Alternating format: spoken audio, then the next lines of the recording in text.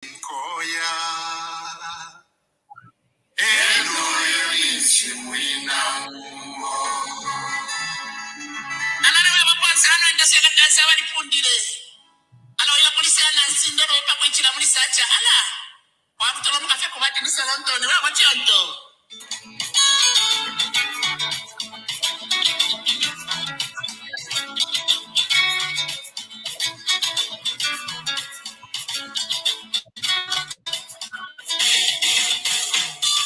mbona kuwala matari temukalale na fyakitwe mwina chikecho kulepa andibona alikwata kwesu shabanga bana banomba shaishi boko bafuma betinda byokulumbanya alikwata nechilumba umumba neboye kwesu febabelera kusamba panika mwimbona kukwala matari temukalale na fyaliwe mwimbona machekecho kulepa andibona alikwata kwesu shabanga banomba basiaisi boko bafuma betinda byokulumbanya alikwata nechilumba umumba neboye kwesu febabelera kusamba panika umumba neboye kwesu febabelera kusamba panika isame shakutika bamwewa ebakalamba kwabashirimisha kulundu Shimirisha babanga uluni bambuluwe na babulombe Mefumishame shakuteka bamwewa ebakalamba kwabashirimisha kulundu ibamwasa kombe na shitembo Shimirisha babanga uluni bambuluwe na babulombe Mwana basongola meno, nena bakwabo nitambi. Mwana basongola meno, nena bakwabo nitambi. Mwana bambolo tukumenso, nabo bene kwabo nitambi. Mwana bambolo tukumenso, nabo bene kwabo nitambi. Mwana misisi ya pemu, nena bakwabo nitambi. Mwana misisi ya pemu, nena bakwabo nitambi. Ambu wapika wile kisungu. Mukalale mwena temunyabo, ile kisungu. Mukalale mwena temunyabo, nebo ikwesu. Sebabele na kusamba panika. Nombano mbulene mikoa, ekwisi vefyo na ikala. Nombano mbulene mikoa, ekwisi vefyo na ikala. Batatane mubena mumba, batani nekisiki mwari. Mamayo bena balumbu, nangunti uya bena kasini. Nombo kukonka nentambi, nemwingi ndimwina kasini. Mumba nebo ekwesu. Feba bele no kusamba panika. Nombano mbulene mikoa, ekwisi vefyo na ikala. Nombano mbulene mikoa, ekwisi vefyo na ikala. Watatane mubena mumba, batani nekisiki mwari. Mamayo bena balumbu, nangunti uya bena kasini. Nombo kukonka nentambi, nemwine ndimwina kasini. Mumba nebo ekwesu. Feba bele no kusamba panika.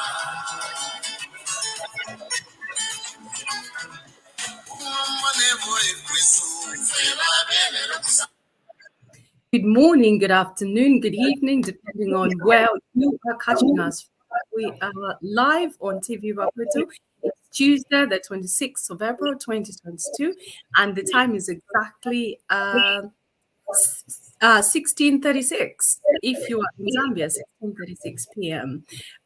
Now, today's program is being broadcast all across all our social media handles, including the Linda Banks Facebook page, TV Rakwetu, as well as the Elias Munsha page. All those who are watching from YouTube, don't forget to click that like button and share. And if you're watching on Facebook, please do not hesitate to share and even tag at least 5 of your friends. That would be absolutely wonderful. Now, before we get started, you know that it's absolutely important build alliances with other countries.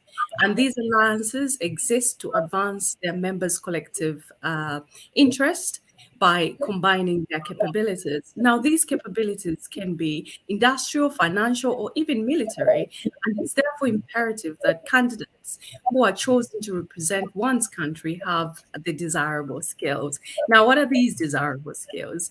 The interesting thing is the actual paper qualification are rather obscure, but here are just some of the skills that are required to be an effective diplomat.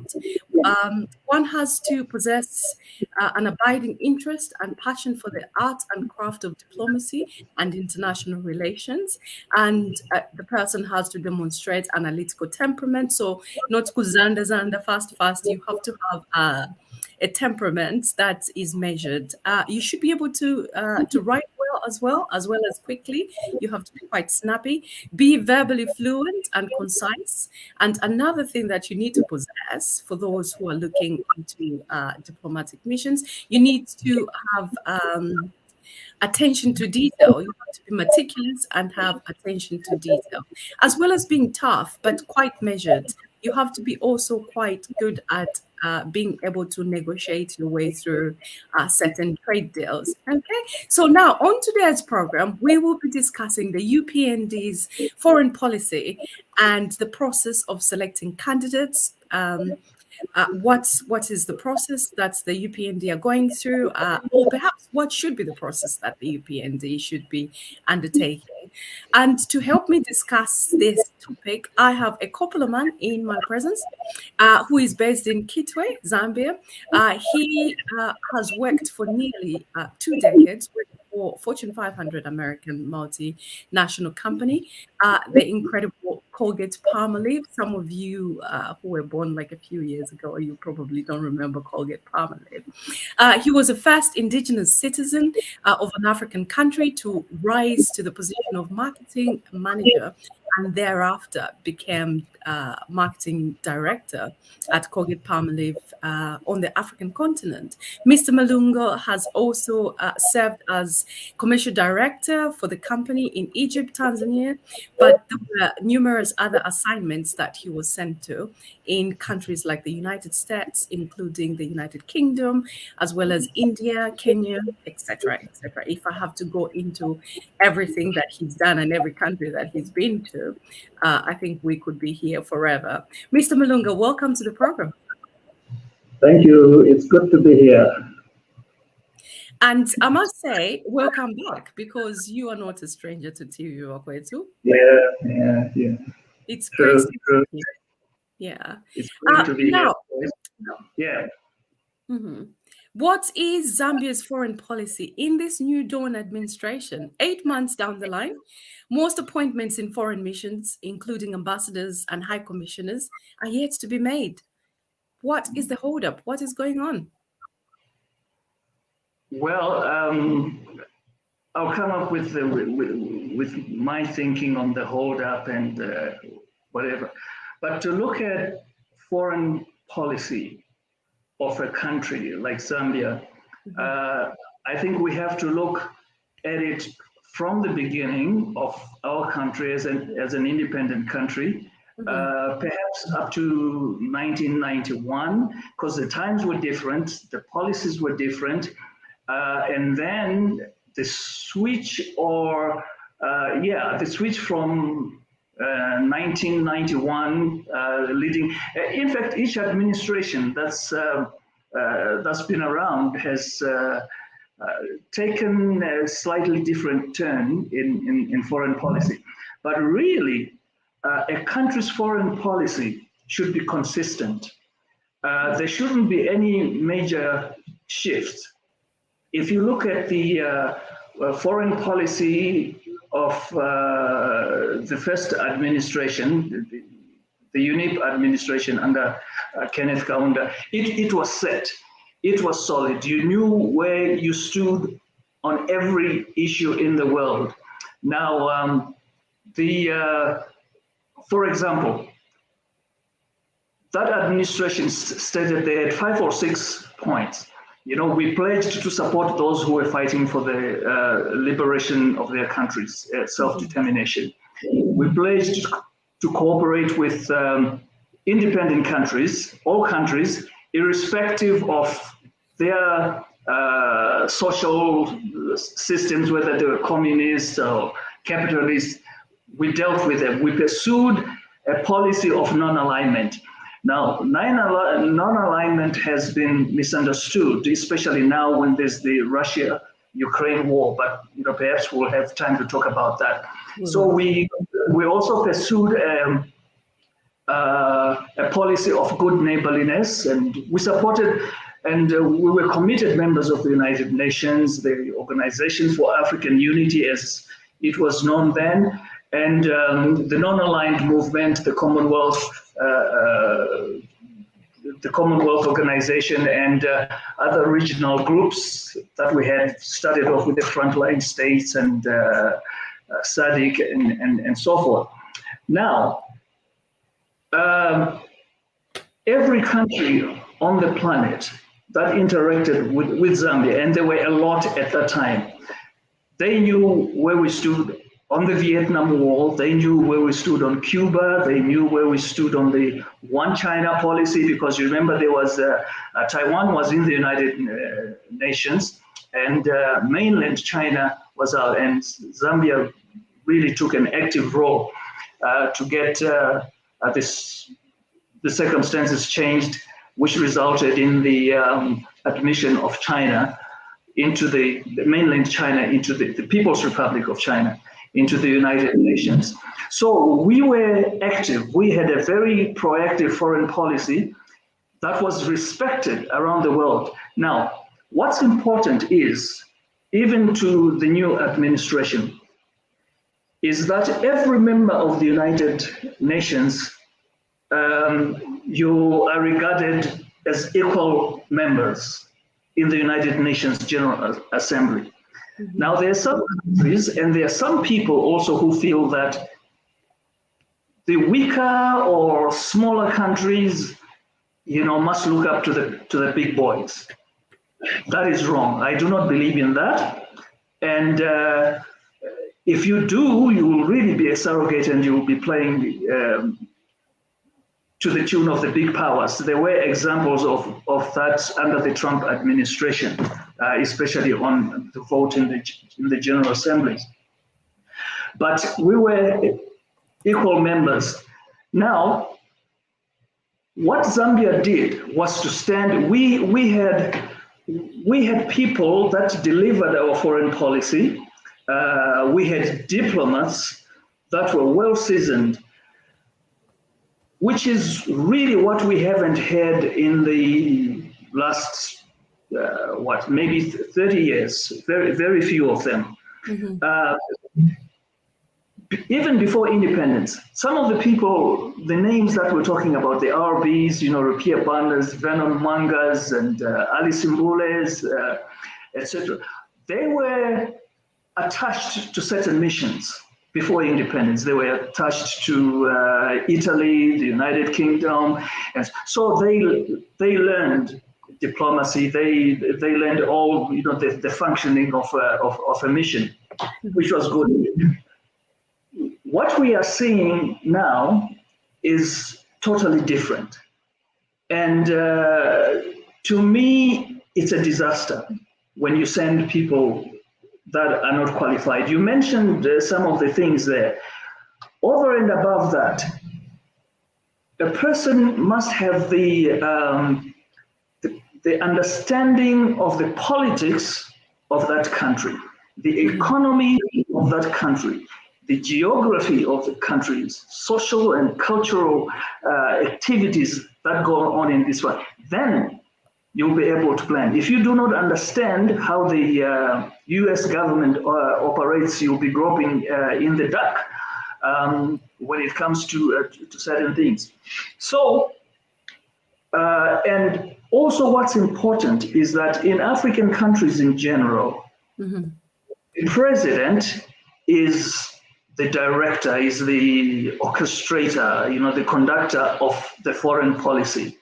Now, we were fortunate in the first administration because, I interacted with many of those people. I still talk to those who are still with us on how they manage their foreign policy. Mm-hmm. Your president, whom somebody called, he was the architect of our foreign policy. And then he had a team, the Venom Wangas, the Paul Lusakas, Steke Mwale, and Elijah Mdenda, as Minister of Foreign Affairs, Simon Kapwepwe, who knew their stuff. They had the stature, they had the temperament, they had the knowledge of foreign service. Now, if you transit then to the later years in the 80s, especially during the Cold War, Mm-hmm. we were supposed to be non-aligned, and we were. But non-alignment doesn't mean that you fold your hands and watch, conflicts go by without saying anything. Because when you look at the principles, the charter of the non-aligned movement, you will see that one of the things is respect for sovereignty, solve disputes through negotiations, no invasions, no things like that. Which is why at that time we used to speak loud. We used to speak loud as an equal partner.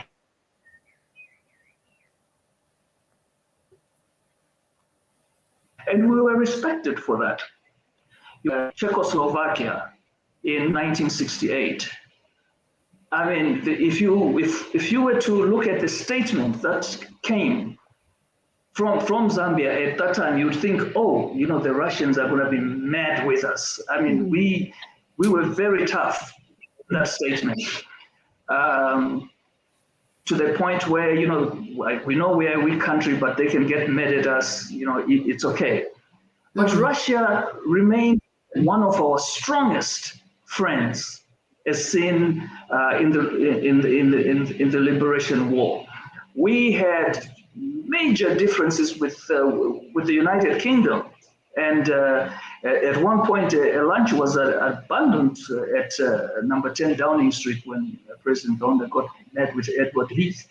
So when we spoke at the United Nations, you see now when African leaders come to the podium, you find empty chairs, people start going and so forth. But at that time, they stood, they stayed because they wanted to hear what Zambia had to say.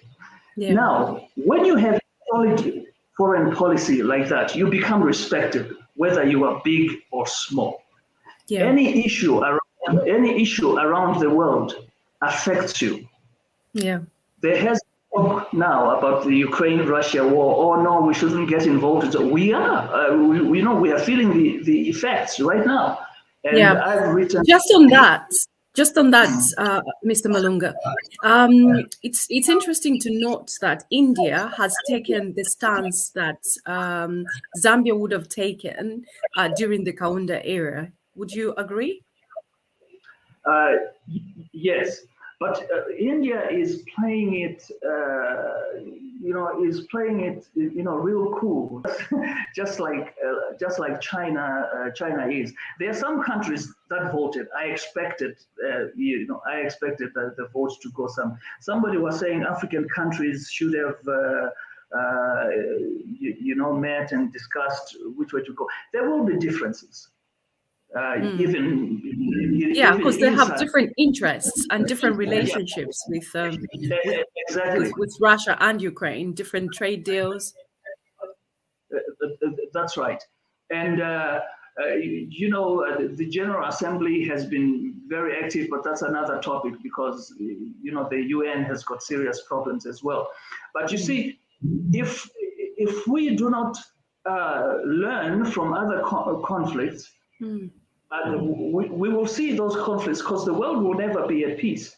These things we've got in Iran, talks are going on now, and I'm hopeful that a new deal that will push the peace process forward will come on board. I'm also I don't think the Ukraine-Russia talks will work. That's a waste of time. Okay. Before we get Yeah, deeper into that, I want to bring you back to Zambia and yeah. right back to where things are at present. Let's start from the foundation. We are Okay. 8 months into this administration, and most ambassadors have not been deployed. And I want us to zero in on the application process before we look at the bigger picture, because obviously foreign policy and diplomacy is a wide subject. But I Yeah, want it us is. to take it step by step. Let's just narrow things down a bit to where we are. Not many have been appointed. What could be going on? We're going to play speculative politics here. What's going right and what's going wrong? If there's anything that is going wrong, maybe they're perhaps just being methodical and taking their time. But 8 months into an administration, and not many ambassadors and diplomats have been appointed. What could Yeah. be the negative effect to that, first of all? The negative effect is that there's a break in the consistency. We lose time on certain things that we could put into play almost immediately. Give an Now, example. for example, if we are looking for an investor in China, for example, or in Japan, when it comes to electric motor vehicles, for example, there's going to be a lot of competition there, okay? Because China and Japan and the US, they want to dominate to that, and they're putting money in. Tesla, for example, are going to invest big time. Now, we're not the only country that's producing copper, okay? By the way, all our copper that has been going out raw, and I've been talking about this for years. This is why, if we had somebody who understands what is going on in the business world, we would have been already engaging somebody in Japan. Perhaps we could have been engaging Tesla and so forth, and say, look, you people use copper, you use this. We've got that stuff here, all right? And then we could even go further and say, guess what? Why don't we set up a manufacturing facility here for the batteries, the dynamo and all that? Some other countries are going to do that. In Chile, there are 10 of the largest copper mines in the world are in Chile. So any gap, they say a stitch in time, the early bird catches the worm. Yeah. We should have been catching the worm now. I do not know the reason why. I know it's costly to recall people, and of course their political games that are played in any country, really, to appoint people into foreign services. It's not just Zambia that has that kind of that problem. I think that if the administration is being methodical, that's good, but it's got to be methodical for a reason. We've got to have people that can deliver our foreign policy. There is talk of economic diplomacy. There's political diplomacy as well, but there's sports diplomacy, music diplomacy, and all that. But if we're going to do that, the selective process must be critical. And perhaps that's where being methodical comes in, because you need people that can engage the Germans, that can engage the Brazilians, and the Italians. Because if you look at what we did in the past, we had the Irish here, the Yugoslavs, we had dozens of people countries doing business here. Mm-hmm. So you've got to have people that will deliver your economic diplomacy. But we mustn't forget that political diplomacy is also important, because you're going to have a political situation that you need to solve with another country, and you need political diplomacy to solve it. And also on the economic diplomacy, we have to be very careful, because how we negotiate, which means the diplomat must be a skilled negotiator. Yeah. Otherwise, you will end up with your country, being captured, really. So the reason I don't know, but what I would advise this administration is they should get away from terrorism, sending people because they threw a stone, because they didn't that. To me, if you threw a stone, or if you were arrested for the sake of the party, but you know your stuff, then that's good.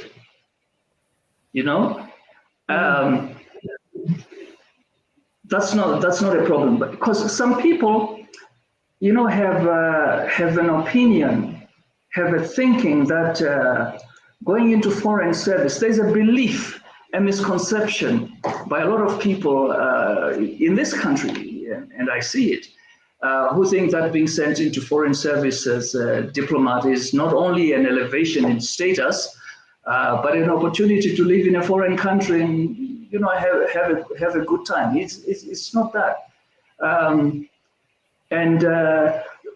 Sadly, I have witnessed, and that's what contributed really to a weak foreign policy.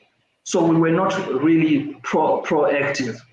But what I think we need to do is, as quickly as possible, I know it's costly, like I said, to recall people and relocate the new people. It takes a lot of money, and this country didn't have the money to do that. But the sooner we do it, the better. And I think that we should start, with key missions, where which would be key to our international relations as far as investment is concerned and all that. Yeah. So, which missions do you think are key? So, if you are sitting in front of the Republican president, Mr. Hakainde Hichilema, and he asks you which missions are key to Zambian alliance, which ones would you prioritize? Okay, the big powers, of course, China, Russia, the United States, the United Kingdom, Japan, and the Nordic countries. Sweden, they've done a lot as far as health is concerned. Those are the big boys there. In Africa, of course, we had the Mulungushi, the Mulungushi Club. Tanzania, Kenya, Uganda, and so forth. But I would look at Nigeria. I would look at Tanzania for old time's sake. Zimbabwe, South Africa. Egypt, Egypt, we can learn a lot on tourism from Egypt. Mm-hmm. In the Middle East, in the Emirates, there can be huge investments in tourism there. Some people don't see it, but I see it, and I've written about it, because we tend to look at tourism as just natural things, the Victoria Falls, a spring here, the game parks, but oh no, there are a lot of things that you can do.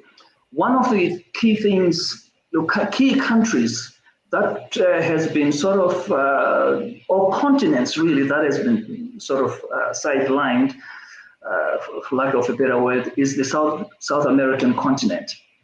We only have a mission in Brazil. Mm-hmm. And that continent is huge. What benefits do you think Zambia could draw from that continent? I think there's mining, Chile is really up there. Like I said, I think I mentioned it, that 10 of the largest copper mines in the world, millions and millions of tons per year are in Chile. There's Brazil itself. Brazil is the largest economy in there. Argentina as well. Agriculture wise, and Brazil is very good on citrus fruits. Absolutely. Just on that one, Mr. Malunga, there seems to be an echo. I don't know why. I don't know if it's from your end. Do you have another device on? No, I'm not hearing an echo. Okay. But yes. Was talking of Brazil. Here in the United Kingdom, we get quite a lot of fruit and vegetables from Brazil. And these fruits are readily available in Zambia. And if you have a look at the distance between Brazil and the United Kingdom compared to Zambia and the United Kingdom, Mr. Malunga, are you there?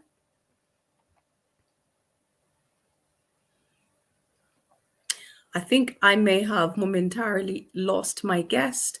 Mr. Chilufya, welcome to the program.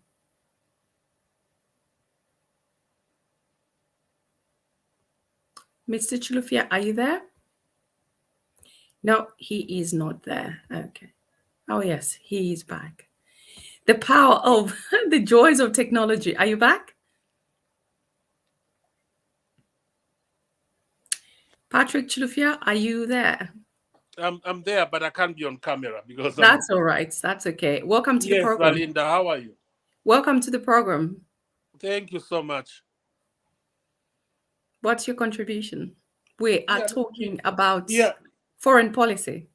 Yeah, you're right. You just the last statement you made about the UK buying a lot of fruits and vegetables from Brazil, which is far away from the UK, and yet we've got most of those fruits, bananas, lemons, so many of them, mangoes, melons, and very delicious. Yeah.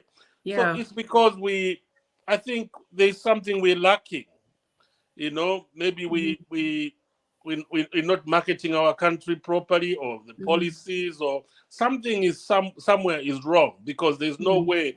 Avocados, we've just started now. We've got better, which is avocados. Incredible. That was some exciting development about avocados. Yes. And then honey. The UK uses honey maybe more than any country in the world, maybe next to America. And yet Zambian honey hasn't been explored, except for Waitrose and Harrods. Yeah. And that can be a very huge source of money. It's gold. Honey is like gold. It's expensive. Yeah. Harrods, they sell Zambian honey because it's organic. 250 mils for £25. Yeah. Now imagine how much Zambia can earn just from honey. Absolutely. There are things like corn, things like sweet corn as well. Things like soya beans. Here in Zambia, you'll never find. I've got a friend of mine who works for a company that manufactures soya meat. That soya meat. So I asked him, "Do you know about soya milk?" He says, "No." I says, "But in the UK, they manufacture milk out of soya." Now imagine that soya from Zambia is organic. Yeah. How much money we can make from soya, just exporting soya into the UK. Absolutely. Now, the thing I wanted us to focus on before we get into the nitty-gritties of what can be exported. Thank you so much, Mr. Chilufya. I will add you momentarily. I'll add you momentarily. Thank you very much. Welcome back, Mr. Malunga. We were discussing foreign policy, but I want us to focus on the process of getting the right people into the right jobs, because it will be nearly impossible for the UPND's foreign policy to be effectively executed if they do not have the right people. So before you were rudely interrupted by technology. You were discussing the entire process and the skill sets that one needs to possess to be in some of these positions. Carry on, please. Yes. And here's where we have to be careful. The appointment of diplomats must be based on ability and not family, forest trees, and things like that.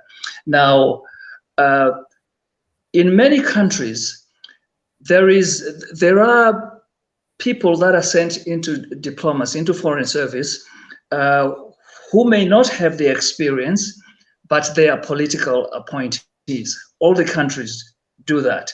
In fact, countries like the United States have a percentage. The US president can appoint friends or whatever, like 10%. In fact, they've been talking about reducing that to about 5% of the people that are appointed into foreign service.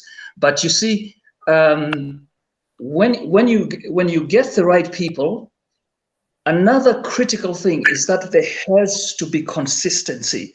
There's got to be stability. Now, if you look, let me start with the minister. We now have a minister of foreign affairs. Yes. There's got to be stability in that ministry. Do you know that in the 10 years of the PF, they had 6 different foreign affairs ministers? 6 of them. Why do you think that was? Huh? Why do you think that was? I have no idea what was going through their minds, but to me it was ridiculous. And some of the people, I tell you, that went into that ministry where shouldn't have been touched with a 10-foot pole. But you need stability. There was a joke that was going around actually, and this is not a joke, but it actually happened. Mm-hmm. When all these changes were taking place, you started with Chishimba Kambwili, Given Rubinda, Desmond Lungu, and all the other people. And so the joke in the region was, if there's a meeting, the other ministers would say, I wonder who's going to represent Zambia this time, So you need stability. Yeah. You need also stability at missions. You don't send somebody there 1 year, you recall him. Apart from the cost, etc., it's okay. If the person is not performing, it's a different story. They have to perform, but that is very important. So stability, consistency of your foreign policy, and by the way, another thing for a diplomat, they must understand domestic policy. You know why? Yes. Because domestic policy has a bearing on your foreign policy. Absolutely. How can you go to represent a country whose policies you do not understand? Exactly. And so if they sent me, if I were in the PF regime and they sent me to the United Nations, there's a crisis in Congo DR or a crisis in Myanmar, which is another hotspot. How am I going to talk peace when there is no peace at home? How am I going to talk good governance when there is bad governance at home? You can't do it. So what you do at home is a reflection of how the other countries perceive you. If there is a problem in Southern Sudan, fighting and spearing each other, and say, we were doing exactly the same here. So how do I go to mediate? How do I go there and say, guys, let's talk peace when people are being incarcerated? So domestic policy is very, very important. The other thing that a person that goes into foreign service, especially as head of mission, must know or understand or have an idea is they must be able to have some knowledge of intelligence gathering. Now, I'm not talking about diplomats being a spy. Shushus, as to be a shushu. No, that's what I'm not talking about. The ability to dissect a statement by a president somewhere or a foreign affairs minister somewhere. You must read through, dissect it and say, what does it mean for me. Yeah. You know, for To example, understand what someone is inferring without them saying it, reading between yes, lines.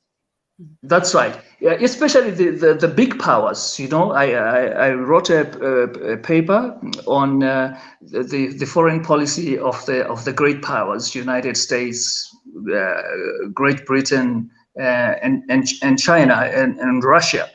Which is very interesting. If you see some of what they are doing, even their foreign policy announcement, the Africa policy as presented by John Bolton at that time, or the policy of China, you know, on Africa, which the Russians, you know, noted, and they started, you know, reorganizing themselves for Africa. You know, but that's another subject. So you've really got to understand that the insurgency in Mozambique, for example, a diplomat accredited there must be able to brief his government and see the future effects of that insurgency in Delgado, in northeastern Mozambique. They must be able to see its effects on the rest of the region, because it is bad.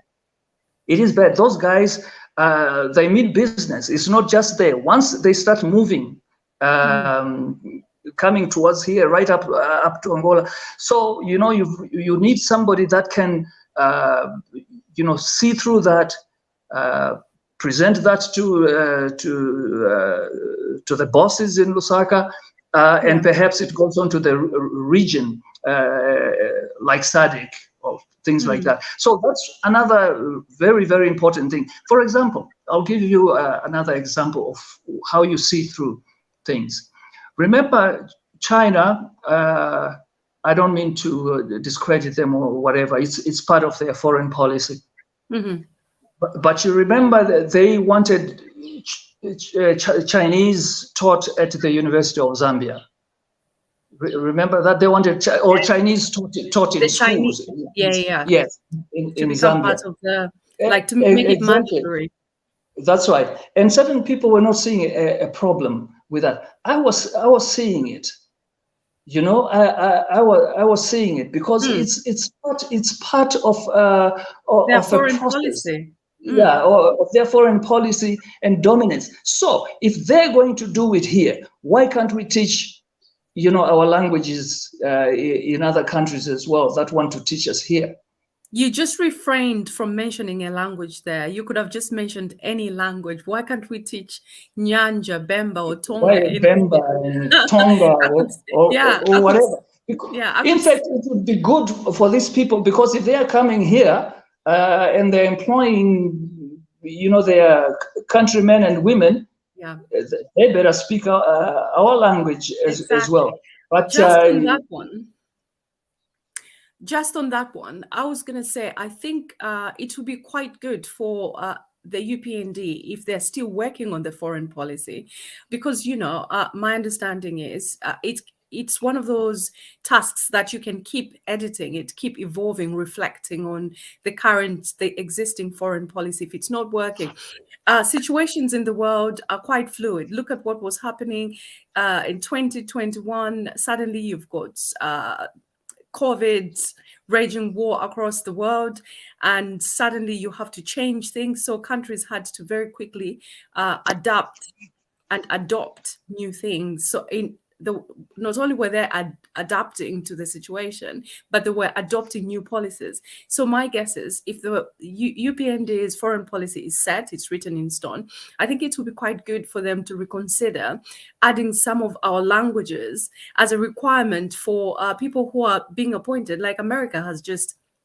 kind of revisited the relationship with Zambia after the fracas that happened with the previous government, and that was a huge mistake. Yeah, that was. I'll let you speak a little bit more on that. I think it will be important for government to say these main languages for someone who's coming here. Just sell it to them, you know, diplomatically sell it to them. I think it will be quite important. So these diplomats, these ambassadors who are coming in, interacting with our people, they should be able to speak a little bit of Lamba, for instance. Yes, yes, yes, of course. Yes, of course.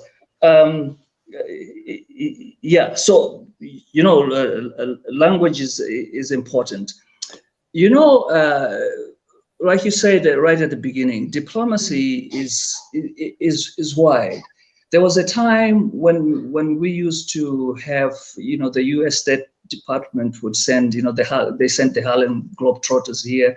They sent Duke Ellington. In those days, we had bands from Britain. We had cultural exchanges. Oh, our people, led by Mayenge, went to Russia Oh, and performed. fantastic.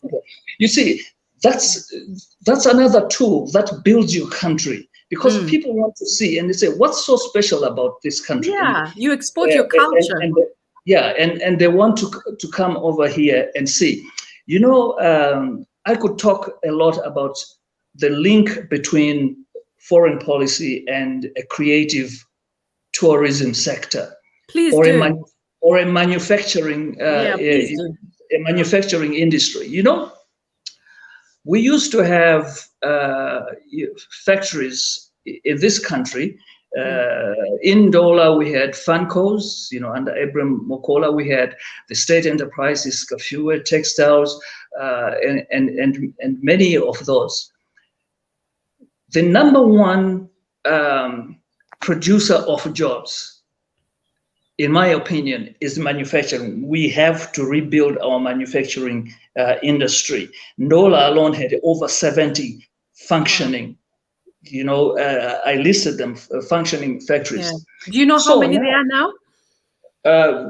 Gee whiz, I was there the other day, and even the bank that we were using as Colgate and other, in fact, it was established for the business, for the companies in the industrial area. There's tall grass now. I mean, it's dilapidated, swap spinning and all that. Dunlop, that's where that mall is, and all that. But we are talking of youth empowerment. Yeah. Now, as far as I'm concerned, youth empowerment is not giving people trucks or, dig up some mountain with minerals and so forth. Yeah. We can help, through diplomatic efforts. We can help our youths start up manufacturing companies. How do you do that? You just asked the question I was about to ask you. How do you do that? Okay. How do you do that? That's a problem of talking to journalists. If you are coming from in Lusaka, Emersdale, there, heading on the Great North Road, you come to I think it's Mandevu. You see all those people making furniture there. Yeah. Oh, yeah? Beautiful furniture. And then, great furniture. And somewhere in Garden Compound there, you still see all those people making steel gates and door frames. Same thing in Kalingalinga and so forth. I was thinking about this, and I wrote about it. I said to myself, suppose whether from here, local investors or foreign investors, sourced by our people in the various missions abroad, we go and get maybe 10, 20 of these people and say, you are doing this thing on your own. We'll set you up as a company, right? I don't know, maybe under IDC or whatever, but those 20 are shareholders. They're going to make steel gates, or they're going to make windows and door frames or doors, if they're going to make furniture. And I said to myself, Fancos, that place has been at a standstill. In fact, most of the stuff has been stolen. Mm-hmm. You set up those people, you give them capital, modern equipment, and have a team that can either be locally found or one of the investors from overseas. But again, it takes your diplomat to be able to negotiate and convince those people to come and work with these people. So they ensure quality control, human resources management, etc. And those guys are the shareholders, right? And as they go on, you are training them to be buyers, to be marketing managers and sales managers. And then eventually you win them off, help them, maintain quality, find both local and export markets, perhaps even in those countries where the investors have come from. You have really empowered those people. I can talk about empowering women as well. So we need to build manufacturing. Here's a question that I ask myself all the time. My company, I had already left at that time, I had retired. Colgate-Palmolive packed up their desks and chairs and computers, and they shipped everything out. Dunlop did the same. Reckitt and Coleman did the same. Johnson & Johnson did the same. Did anybody go to these parent companies and say, why are you pulling out? What is it that we are doing wrong that Zimbabwe or South Africa or Kenya is doing right? Can we sort these things out? We never did. We never did that. Do you But think these are the things that we should be doing. These are things that our diplomats should be doing. Let me just mention one. Really, it's like a piece of cake. If I were High Commissioner to the United Kingdom, for example, I love the weather there anyway. So apart from the other things, having tea with the Queen and so forth, what would stop me if I were in England or in Brazil, for example, or in Germany, to say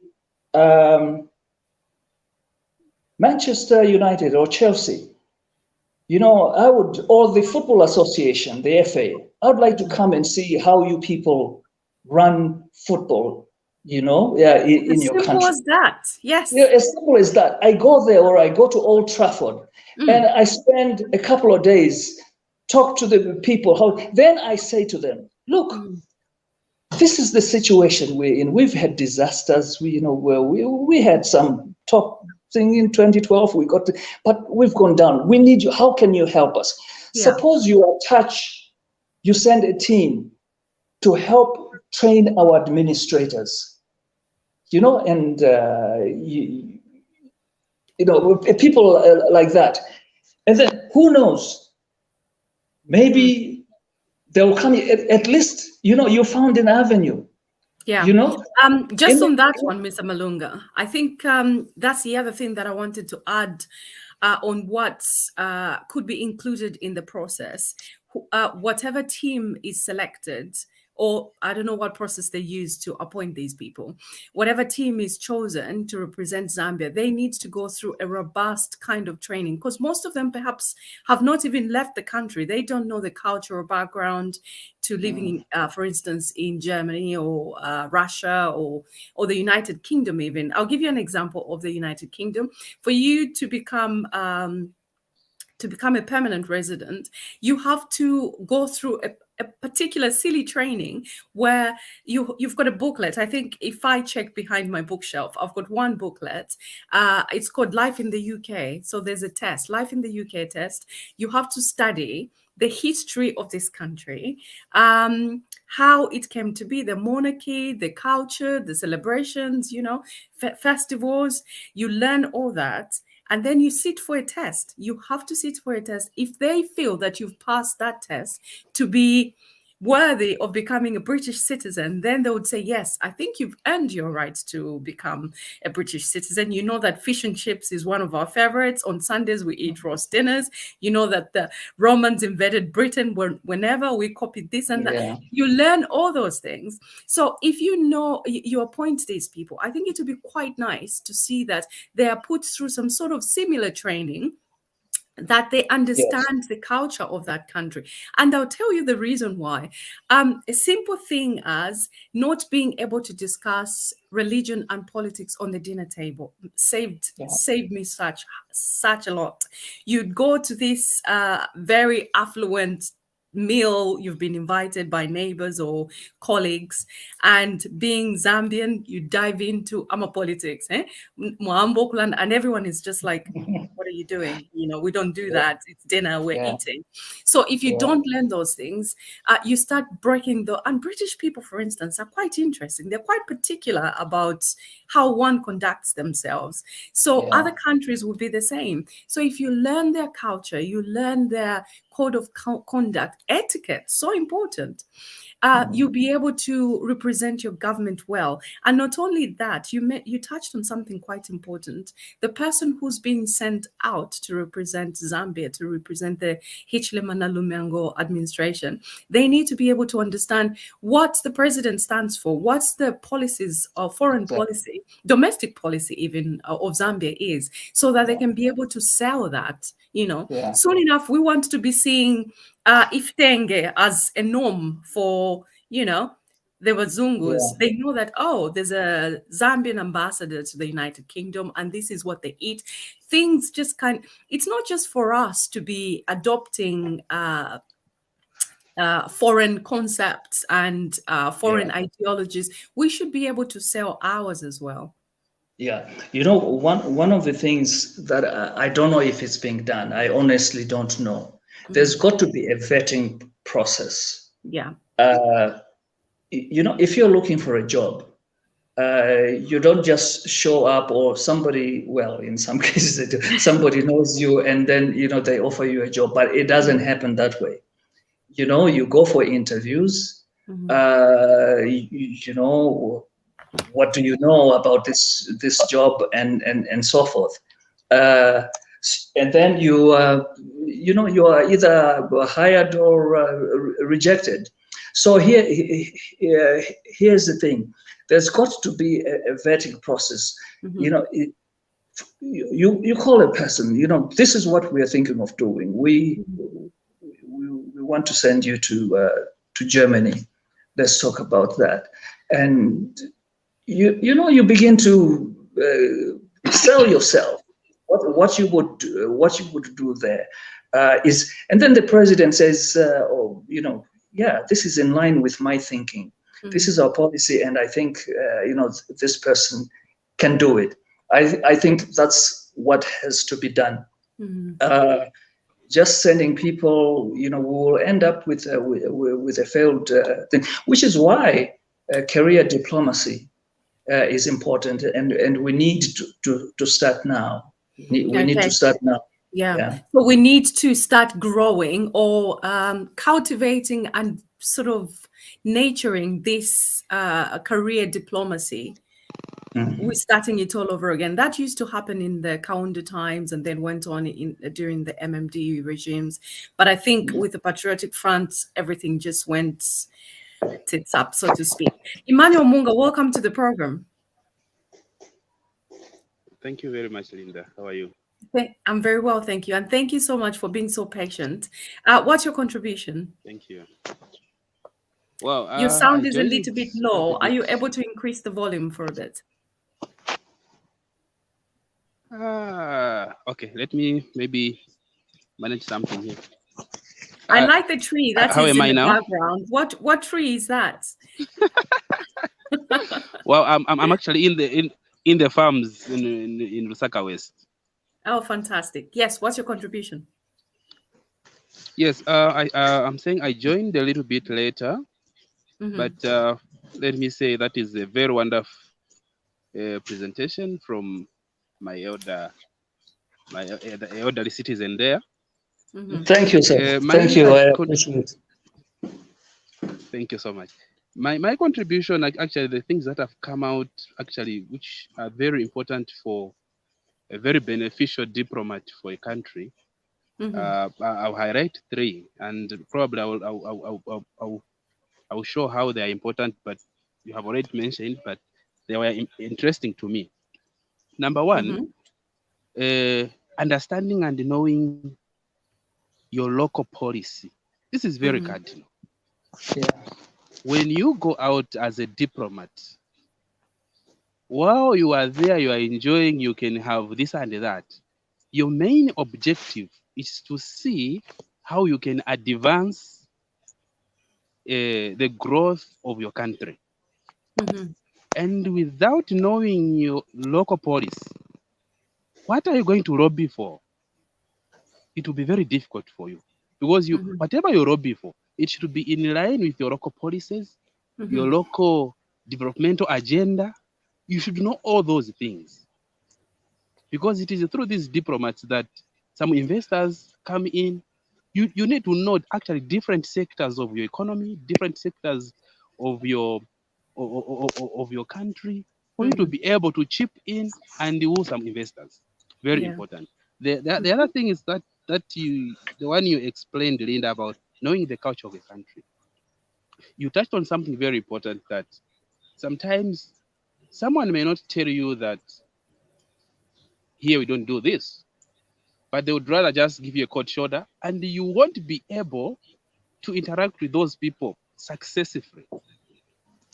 It means they will always be putting you quiet, because they have seen that your behavior, your cultural understanding about who they are is parallel. So they don't see any benefit in engaging you for the benefit of your country.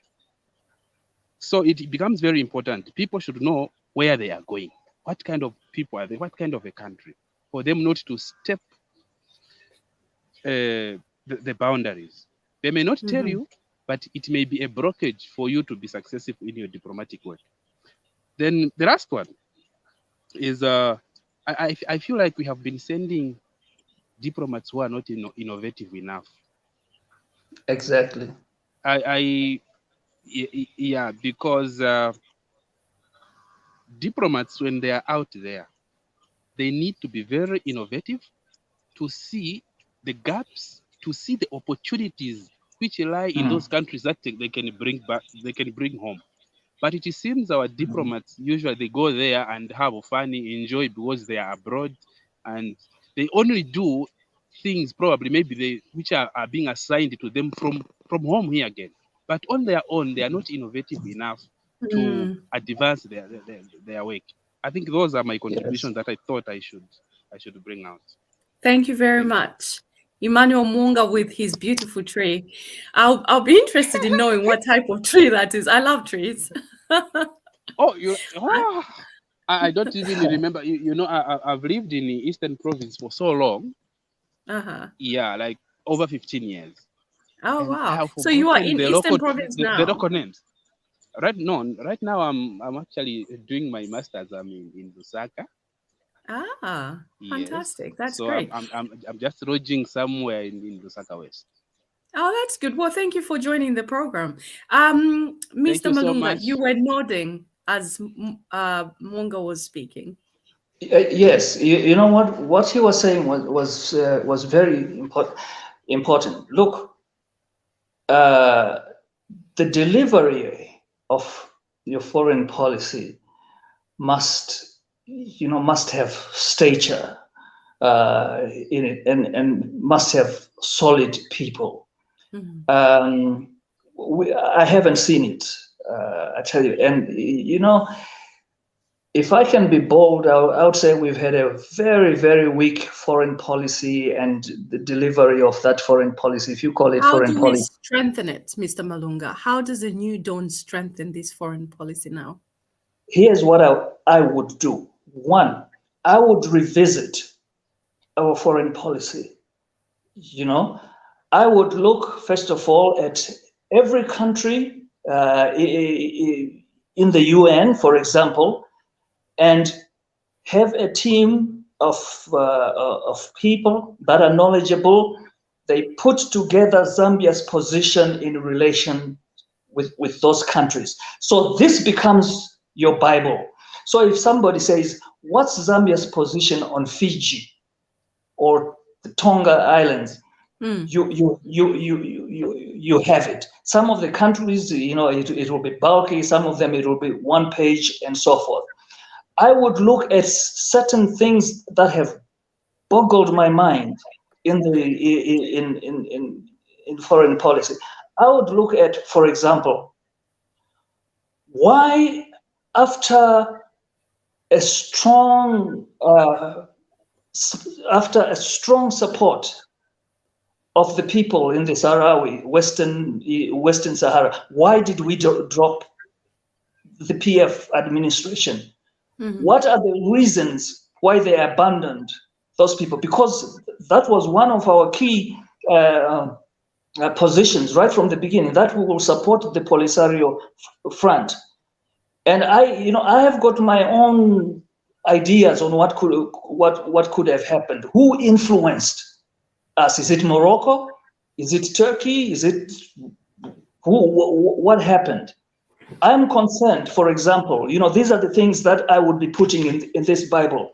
Let us look again at our relations with Israel. We broke diplomatic ties with Israel in 1967. After that war we did.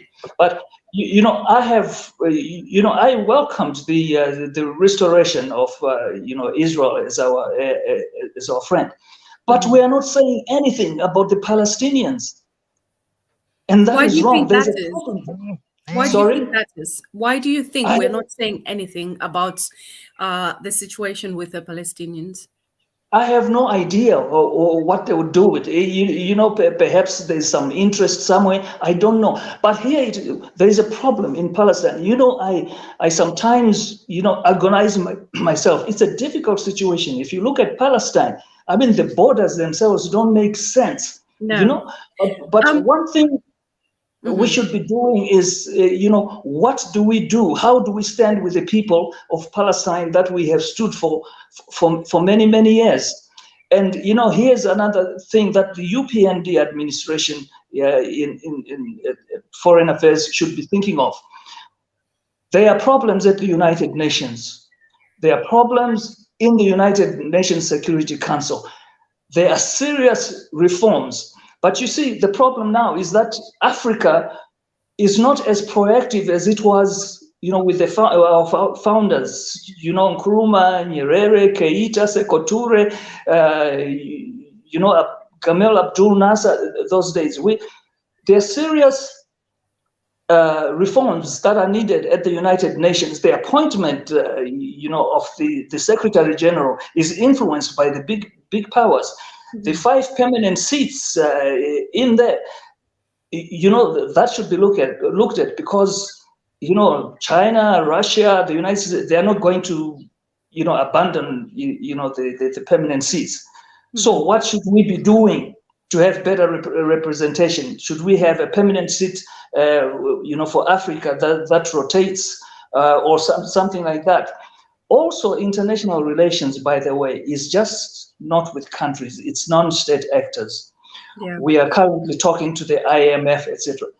The IMF needs reforms, and we should be pushing for those reforms. The World Bank, even the appointment of staff, is skewed against Africa.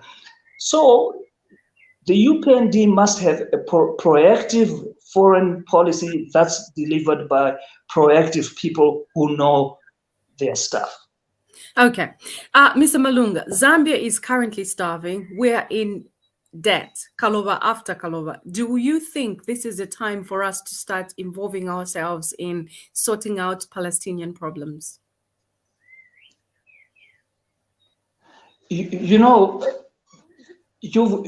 Government is not focused, or you don't have one person that's running, the entire thing. You've got desks. You've got experts on the Middle East. You should have experts on Eastern Europe. You should have on the Americas, etc. Things like that. So each one of them specializes. If I'm sales manager of a certain company, I'm the guru in that area. So I'll concentrate on that while somebody else is concentrating on that, while someone else is doing something else. It doesn't mean when you are, look, we want peace in the world. It's not going to come now, perhaps when the Lord Jesus comes, but what we can do is make life better. We should be concerned about people.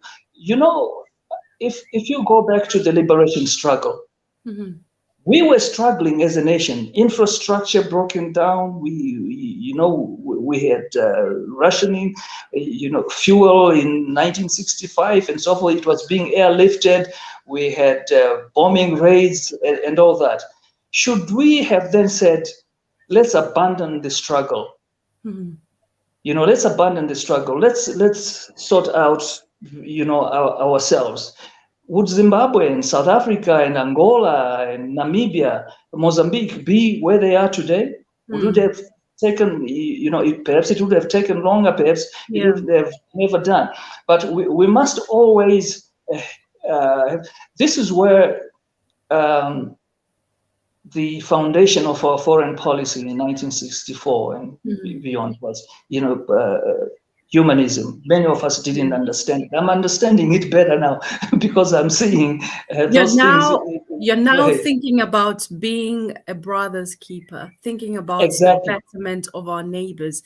If our neighbor is healthy and wealthy, Zambia will be healthy and wealthy. But if our neighbors are at war, for instance, in the Democratic Republic of Congo, in Mozambique, in Malawi, we will have refugees. There will be high crime in Zambia. There will be shortages of food because the little food that we may have will have to be split among as many mouths. Is that what you're saying? Exactly. And here is a problem. The problem is general in Africa. I've been thinking in the last few days that why don't our leaders say, Africa, what have we got? Zambia, you tell us what you've got. Congo, you tell us what you've got. Nigeria, what you've got. All the minerals, the natural resources and so forth. And say, why then do we need to buy from Ukraine? Why do we need to buy from Italy? Why do we need to buy from Germany? So, somebody was telling me that we've got everything that we need on this continent. Perhaps we need to function better up here. But you will discover, okay, I would put on my list, why are we importing toothpicks, for example? And when Africa does that and say, look, we've got this, so how are we going to utilize these resources? I bet you if self-interest doesn't set in, because that's another problem with Africans, self-interest. And if you want an example of what will happen, see about the reforms that I'm talking about at the UN Security Council when we need a country to have a permanent seat or in rotation or whatever. Just see how they're going to jostle for that position. That's our problem. That's our problem. So there are things that we have now that can totally eliminate our dependency. On other countries. Now, what you just said there in simplistic terms, because it's not all intellectuals who are assimilating this information. We have to try and break it down. So what you just said there, basically, my understanding is it's a bit like what used to happen when we were children. Your neighbor brings utubungas, you nick a bit of mealie meal from your parents' kitchen, another one brings cooking oil, another one brings a little bit of sugar as you are playing as kids. Then you mix it all up together and you make a meal, isn't it? Yes. Or even barter system, because like you said, Africa possesses everything that it requires. One other flabbergasting thing I find is the United Kingdom as a whole, they call it Great Britain. We do not produce much to feed ourselves. We do not produce wheat. We do not produce maize. We do not have any crops that we do not even produce potatoes on a larger scale to sustain the entire United Kingdom. But it is one of the wealthiest places on the planet. How is that possible? You see, it's the proper use of resources. There's what's called the Dutch disease. I think Russia had that. Yeah, Russia faced that problem. The Netherlands did. Botswana successfully did the right thing. So here's what I mean. For example, copper is booming, okay, and you're a certain whatever you have, natural gas, and you're making that money, and then you begin to spend it recklessly. You know what some other countries will do? They will make the money. They will invest. They will invest that money, so they don't touch it. They don't touch it. Then comes a time when you need to use that money for certain things, investment, and so it's look what Botswana has done. What does Botswana have really? But it's a success story. Diamonds, value addition here. We should be doing that. We were exporting beef to Angola. We were exporting blankets to Botswana. We were exporting military uniforms to Europe and all that. And that was during difficult time. Well, we knocked the business out in 1991. We wanted to become traders. My company. So how can we restore that? You need people who think the future. I'll give you an example of people who think the future. I hope I'm not. I won't look like I'm piping somebody. Speak freely, Mr. Malunga. Shortly after independence, the mines were in operation, NCCM, RCM, and all that. Up in the northern province, northwestern province, I am told that they wanted to build new roads and bridges in that area, and new roads, bridges, and so forth. And Zambia Railways was, the people who were in the Zambia Railways, Public Works Department, and so forth were assigned to those projects. So this man, whom I know from Dola, is an elderly man now, says he was leading the project there. And you need laterite, that soil, the red soil for for the roads. And they were running out. But then they found that there were some available. When they went to that place, they were told to get this laterite from here, you have to get permission from the Minister of Mines.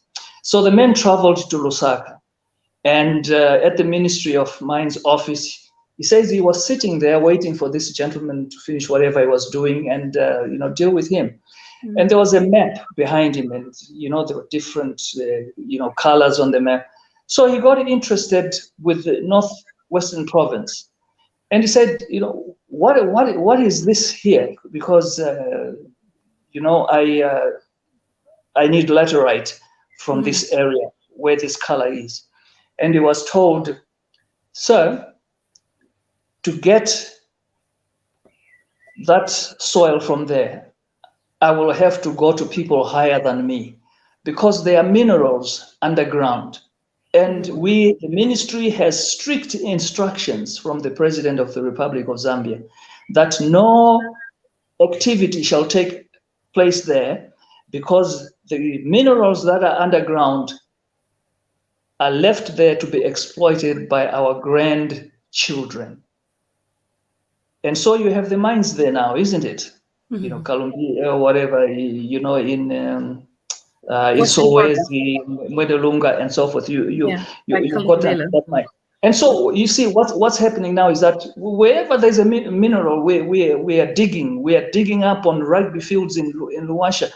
We should be thinking about the future and doing things methodically. And I hope the MMD will do things methodically. You talked also about we're talking about Africa and the what we have and so forth. You know, one thing that has been missing in African international relations is African solidarity.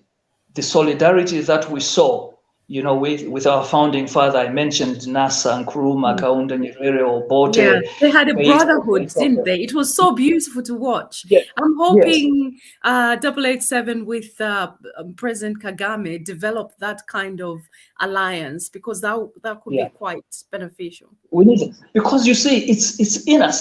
It's in the African DNA. If you go back into Ubuntu. history, yeah. If you go back into history, you know, people were welcomed. You know, but you know, strangers were welcome. We, you know, villages and interacted and we saw this. This is why, and you know, it's very important for Africa, for African solidarity. Now, I'll tell you why. We should be learning. One thing that I've been learning from the Russia-Ukraine war and Eastern, you know, there was Bosnia and Estonia and so forth, is that is their solidarity. Look at how many people, how many countries, how many alliances, you know, are supporting the small guy. They're supporting Ukraine. Yeah, I can tell Africa, you. Yeah, I can tell yeah, you that Africa, firsthand. Go yes, on. Africa should be learning from that. Here is a problem in the past.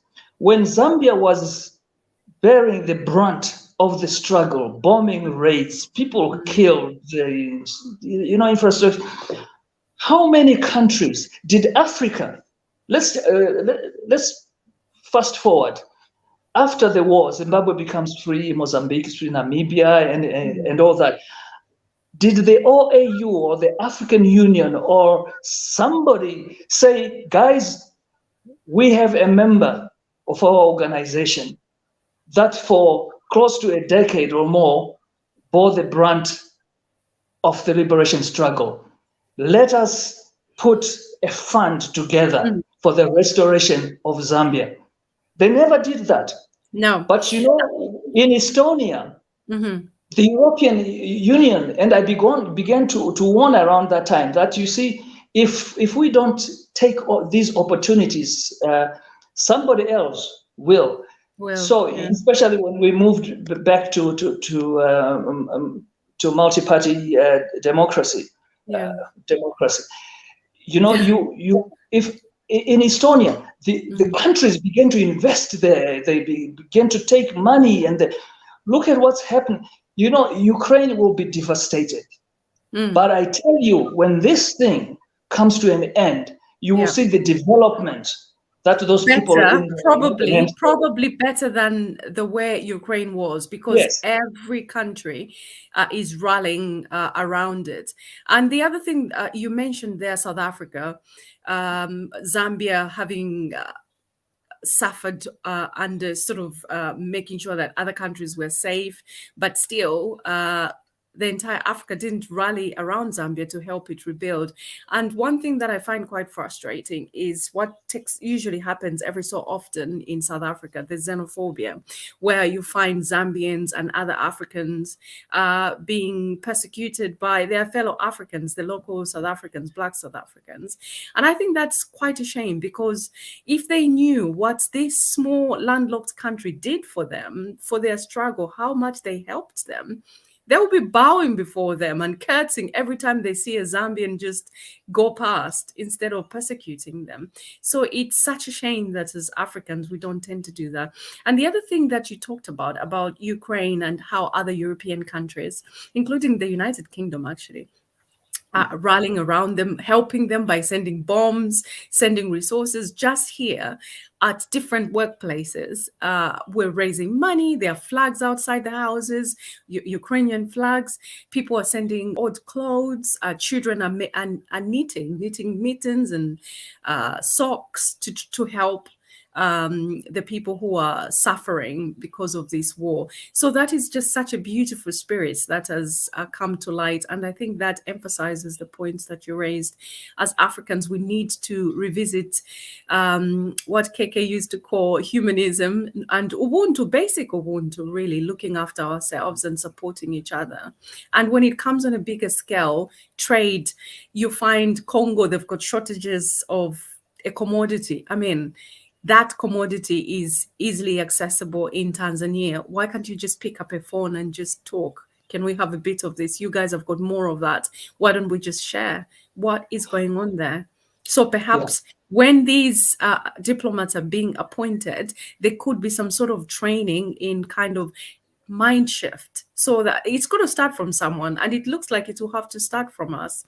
I wanted to ask you on the PF foreign policy, do you think the UPND have literally just copied and pasted, or are they just adopting the PF's foreign policy, or perhaps they're creating their own? And if so, what's in it?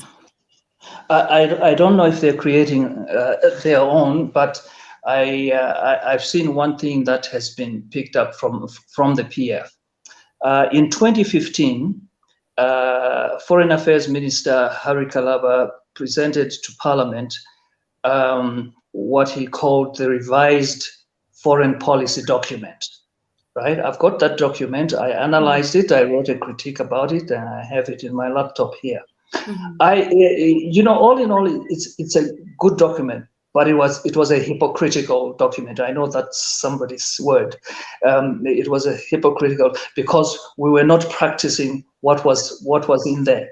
And I went stage by stage. The basic thing was that, which is what is being talked about now, was that we are shifting Zambia's foreign policy from political diplomacy to economic diplomacy. Now, my position on that, and that's the document. My position on that was there is no shift necessary. Diplomacy to me is diplomacy, and there are all these other things that are in there. I talked about economic diplomacy, political diplomacy, music diplomacy, sports diplomacy, and so forth. Okay, we think that economic diplomacy will bring in new investments and so forth.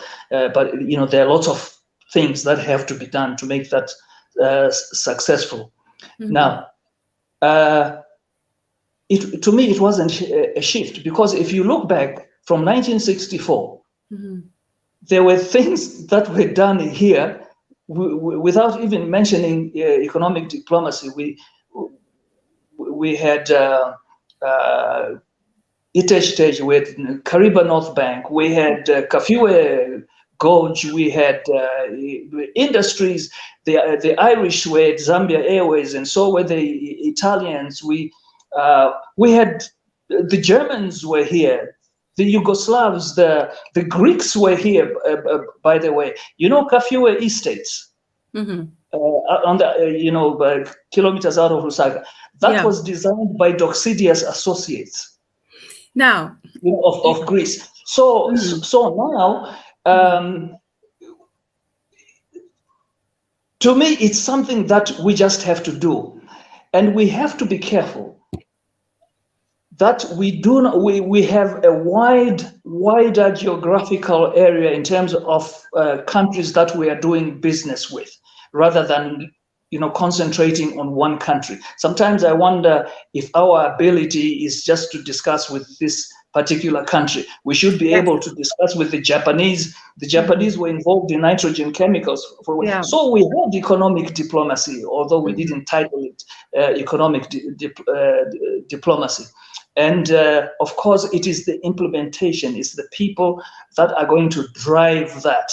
They've got, like I said at the beginning, be able to negotiate, be able to identify opportunities. Like I spoke about electric motor vehicle, we should be looking at, the copper mines. Sometimes I say to myself, okay, I must study this more.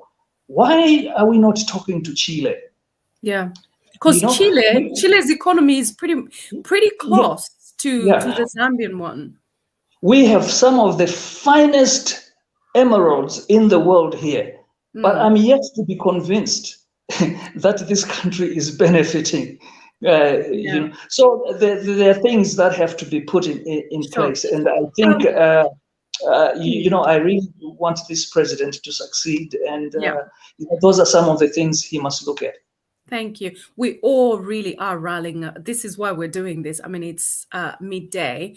We're talking about foreign policy. It's because we do want to see this president succeed. Now, would you say, do you think it's fair to say that this administration's foreign policy is more Western inclined?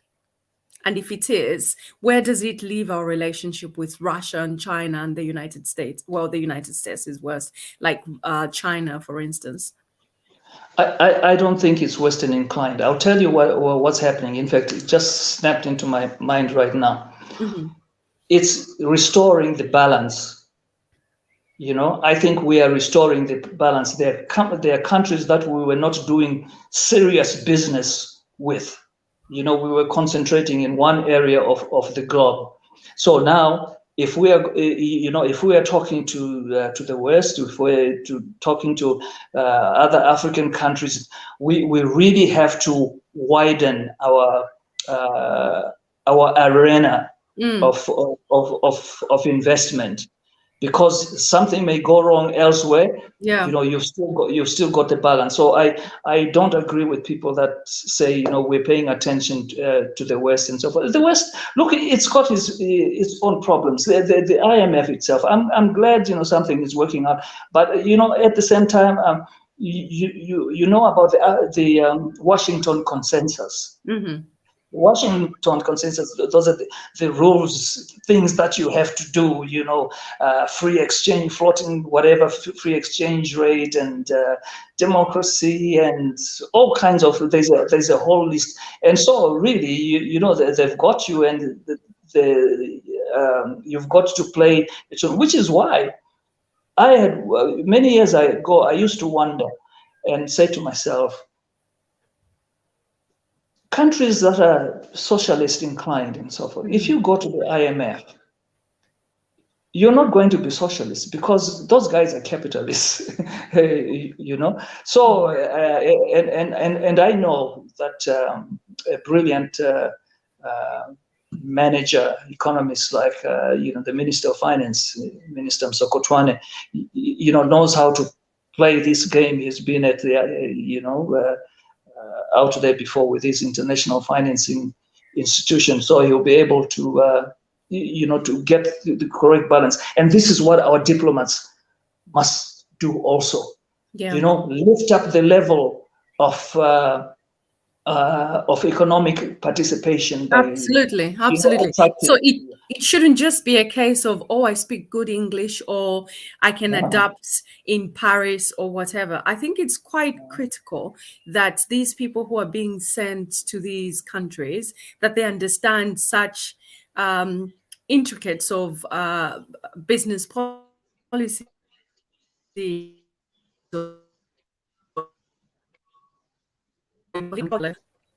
Oh, there you go. I think we got interrupted a little bit. What do you think? I know you touched a little bit on this one, but what do you think our relationship is like with China, the UPND? Because I know the PF had a very cozy relationship, perhaps too cozy, some people would argue. But what's the relationship between UPND and China at the moment? I think what is going on now is trying to reassure China that they will not be abandoned. Now, the way China has been participating in Africa is totally different from the way they dealt in the 60s, 70s. I think at that time they were being, you know, staunch communists. They were here to help. So they came here. They did, you know, Tazara and so forth. When they finished, they went out. People died. They were buried. Chinese people died. They were buried in the bush and so forth. So that was the kind of relationship we had. And by the way, did you know that when Dr. Kaunda visited China for the first time, the Chinese media, and I have a cutting somewhere, reported that over 2 million people lined up the streets from the airport. I saw a piece that you had written on that a while ago. Yes, because of the respect that they had for the man and the relationship, that's the kind of Zambia. respect that we need to restore. That's the kind of outlook on our presidency and the president and the country as a whole that we need to restore. Exactly, and that's how you become a statesman. By engaging in difficult situations, perhaps in a small way, showing your concern, on the people of Myanmar and so forth. Then when you have a head of state that that has a global view, then you earn respect because you're concerned about the world. As well. Just on that one, Mr. Malunga, it's a very important point. It just made me think about the situation in Ukraine and how Zambia voted against Russia's invasion of Ukraine, but abstained when it came to the abuse of human rights. Yeah, that is rather concerning. I think I was hoping that we get a chance to speak to the Minister of Foreign Affairs so that I can table that question to him. But just to speculate, why do you think that happened? I think I wrote a document a few weeks ago because I had been seeing this Russia-Ukraine thing from 2015 after the invasion of Crimea. I saw it. And I think sometime in January, I wrote a storm is brewing, in Eastern Europe. I wrote about that. We voted right. Our vote was correct. And I'm glad we showed up and voted. The second vote, I was thinking about it. It sort of took me aback because we didn't vote no. We didn't abstain. We didn't show up. Yeah. Now, I don't agree with that. That's what I want to find out. What was that about? Yeah. What was the reasoning behind?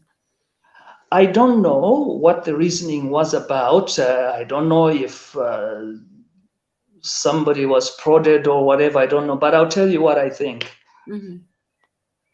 I had said to myself, why didn't we show up? We should have shown up and abstained. Why?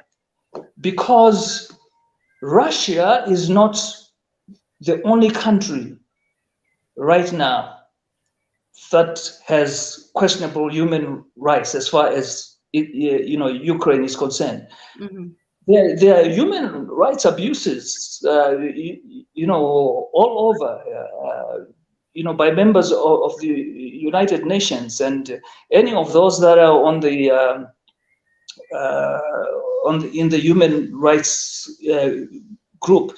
Some of them are probably doing the same thing, but not to another country, but to their own citizens. Yeah, within the country. So if Zambia in 2019, when HH was being arrested 15 times and if we were on the human rights, committee, could anybody say, let's kick them out? This thing is being driven by the strong powers, and we've got to be careful also not to be drawn in. But if we are drawn in, we make our position. We should be assertive as a country. If we take that thing, okay, Russia has invaded Ukraine, it's human rights, but what about the other countries? Yeah. They are not in other countries, but they are abusing their own people. Are we going to kick them out? So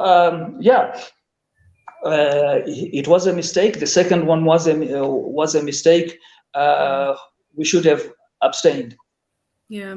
And I'll give you an example of what has just happened in France. Marine Le Pen has lost, obviously, to Emmanuel Macron. Yeah. And obviously, the margin this time compared to 2017 is very narrow, which means that the country is moving towards the far right, which would have been quite problematic if Marine Le Pen had won and Macron lost when it comes to the African, either domestic policy as well as foreign policy. That would have been terribly problematic. But one of the reasons why Marine Le Pen lost is because she inclined herself so much towards Russia, and Russia with the human rights abuse that are taking place. Again, that is a debatable thing. Like you mentioned, there are other countries that are perhaps worse. Human rights abuse is awful all around. But if you're going to make comparisons, like what is happening in Palestine, what is happening in Iraq, what happened in Afghanistan, compared to what Vlad is doing in Russia, and the Europeans have frowned upon it. And the interesting thing is, even the French have frowned upon Marine Le Pen. Why are you siding so much with a man who's causing so much havoc? Now, bring it down to Zambia. So if we have a president or a presidency that does not seem to care so much about other countries' human rights abuse, for instance, or other countries suffering, and we just abstain or not just say anything, that could be problematic, because even being insular as a people, the people of Zambia might see people in Mozambique suffering, being killed, and then our president does not intervene. We'll be like, you have to look after the people around you as well, not just be insular. When we become insular, this is when it breeds the Donald Trumps of this world, for instance. You know, they're more looking inward. It's all about America, America first, which is arguably he's entitled to. But living in a global village, living in this big world that people are not just insular. For instance, yourself, we've never met, but because of social media, we've come to be very connected. So it's really important that we start looking outside our own problems as a country, as a people. Yeah, you know, two things as far as I'm concerned concerning Africa. The first is it's important to strengthen alliances all over the world, you know, for global security. And if we talk about global security and international relations, that's you know, that's a huge thing, because there's a serious problem. People think global security is just it's military, you know, military issues that come up, differences between, and they start fighting and all that. But global security has changed, you know, a lot for many years. Global security involves, you know, migration, food, climate change, and so forth. And so, and health as well, Mr. Malunga. Health. Look what happened with the coronavirus. Yeah, exactly. You know, that's part. So you know, there's traditional global security and non-traditional global security. Traditional was the military one. Non-traditional is all this that were happening. For example, if you have a flood like we had in Malawi and Mozambique, and that was a problem. So this brings me to this point. Regional bodies must be proactive. I'm not enthusiastic about SADC. I'll be frank here. Controversial. Yeah, you know, SADC, you know, each country has got their problems. You know, it's the rule of law here. So you know, Zambia had that problem. So if people people's rights are being abused in Zimbabwe and so forth, how do you go, or how do how does one country elect, or nominate, or in international organization for them, nominate somebody to go to oversee elections in a certain country when elections in the country that he comes from, are a laughing stock and so forth. Mm-hmm. So one of the things Africa must do in coming together is that they must be able, we must have people in international relations that are able to push Africa back into mainstream relations. Mainstream relations, it means people hear us. The one China policy is really what brought our friendship closer. With China, Zambia and China. We fought hard, toe to toe against the United States. And when China was readmitted, George Bush, who was the ambassador, George Bush Sr., who was ambassador to the United Nations, went to shake Vernon Mwanga's hand. Congratulations, job well done. You see, we were able to move things. Even in the OAU, when Zambia went to the OAU summit, we were not going there only to hear what other people say. We were taking situations and answers to those problems. We were doing that. So we present something to the OAU. This is our position, and if it's the right position, we convince the OAU, to come aboard with us, and that happened. There was a serious problem where the African Unity, the Organization for African Unity, was going to break up over Idi Amin and Biafra and so forth. So we need to get back into mainstream where Africa begins to influence. I spoke about reforms at the United Nations and the Security Council. Africa should begin to push those things. And in pushing the African agenda, we want to influence the world as well. And we need people who are bold enough to stand toe to toe with the great powers and present, our case or our country's case. Yeah, definitely. We're going to pause for a minute and just have a look at some comments from the viewers. I know it's a bit of a weird time to come, so a lot of people may be at work, but the good thing is they can come back and watch it. They can watch it on replay. So we have Alexander here. Saying, why is mining difficult to run? Any thoughts on that, Mr. Malunga? Why is mining difficult to run? That's a good question, and it's boggled me. It boggles my mind.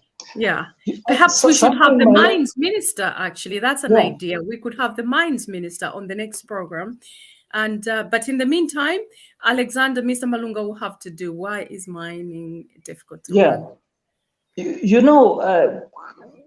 Why that question also boggles my mind is that when we had RCM and NCCM,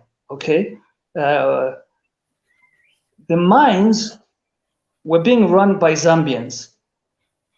In the offices, upstairs and underground, we had Zambians digging the stuff. And now, some years ago, we had, I don't know if it's still happening, we had Peruvians, we have Chinese, we have whoever, everybody is, they're coming here as expatriates. What happened to Zambians? Here's another thing. This is why we are doing all this, and it's connected to international relations. We must look at manpower development. Manpower development in critical sectors. Do you know why we were able to run Kafiwe Textiles? It's because we sent 8 Zambians, young Zambians, in the very early 70s to Italy. They were there for 4 years, training how to run that thing. And one of them was my brother. He ran the spinning mill at Kafiwe Textiles. They had equipment that some countries in the European Union didn't have. You know, why did we have mine captains? Why did we have metallurgists? And who were Zambia? It was manpower development. That's one thing we should look for, because some of these guys, you know, are out there because they are respected elsewhere in the world and not in their own country. You know, we prefer, you know, chefs to fry fish underground. Absolutely. So that's my thought. Yeah, wouldn't it be wonderful? Like, because obviously we're talking about international relations and diplomacy and all that sort of stuff. So people who are sent to different countries, you've talked a lot about Chile and Zambia, they have got similar kind of geographical landmass and a lot of similarities because they have copper as one we do, production rates and all that. I saw a really lovely article of comparison about Chile and Zambia, which was quite interesting. So whoever is sent to Chile, perhaps they need to explore, go and see how they do their mining, how they come up with the pricing, how they find the markets, you know, and all that sort of stuff. So perhaps that could be helpful. Every person who's sent out, they look at every aspect of Zambia, farming, mining, tourism, that sort of stuff. Let's have a look at another one. We have Sharon, who has been tagging everyone that she knows, which is fantastic. Sharon, thank you very much. We really appreciate it. So she's tagged Nara, she's tagged Myambango, she's tagged Mia. Excellent. Well done. Thank you very much, Sharon. I would like to extend an invitation, Sharon, whenever you're around, to come and meet the team in the green room, because it's people like you who make this show successful. She's also tagged another person. She's been busy. Kasumpa, thank you very much for doing that. She's also tagged Susan. Oh my goodness. She's tagged Morrison. She's been busy, busy, busy. Thank you very much. And we have been joined by Mr. Mapanza, who I will be adding onto this stream in a minute. Let's have a look at William. Hello, Linda Banks. How are you doing? Long time. Oh, hello. Good evening. Is it evening in Zambia? Yeah, it is. It is evening. Okay. Yeah. Welcome. That's Sharon again. Fantastic. Okay, let's have a look. We have a few other Vakwetu team members joining. Let me just have a look at a few more comments before we get them into the studio. Hello, everybody, and good afternoon from Italy. That's another Vakwetu family member. Let's have a look. Let me just add a few more people in here so that we can have a lovely conversation. Oh, not too bad. Hope he comes back. Oh, Mr. Malunga, you lost connection and people were panicking. Thank you that you came back. Oh, okay. Panic over. Afternoon, Vakwetu, enjoying the program. Okay, fantastic. That is Paxina.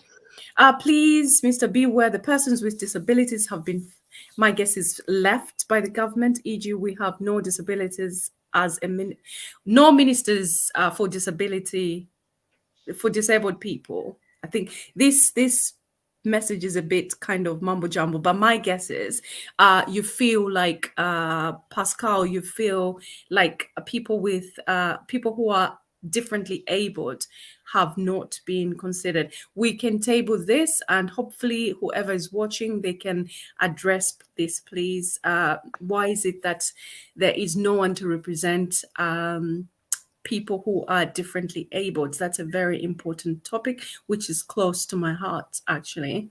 So I think will be quite interesting to see. 887 did well to delay in appointing diplomats so that the house can be cleaned up. Mr. Malunga, comment on that? What's the question again? 887 did well to delay in appointing diplomats so that the house can be cleaned. Do you agree or disagree? If so, yes, the house has to be cleaned. The house has to be cleaned because nobody can convince me that we had qualified people in the, well, we could have some. in foreign service that could push the Zambian agenda, this Zambian foreign policy to the limits, the best of their abilities.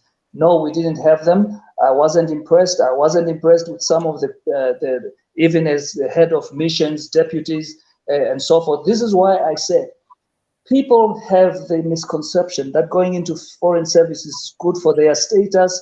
You know, they can shop and, you know, do all kinds of stuff. It is hard work. It is hard work. You are there to represent your country. You are there to do business for your country. You Not are to there drink to tea. develop. Yeah, you are not to drink tea and biscuits in the afternoon with the Queen. You are there to work, look for opportunities in whatever area, whether it's business, sports, music.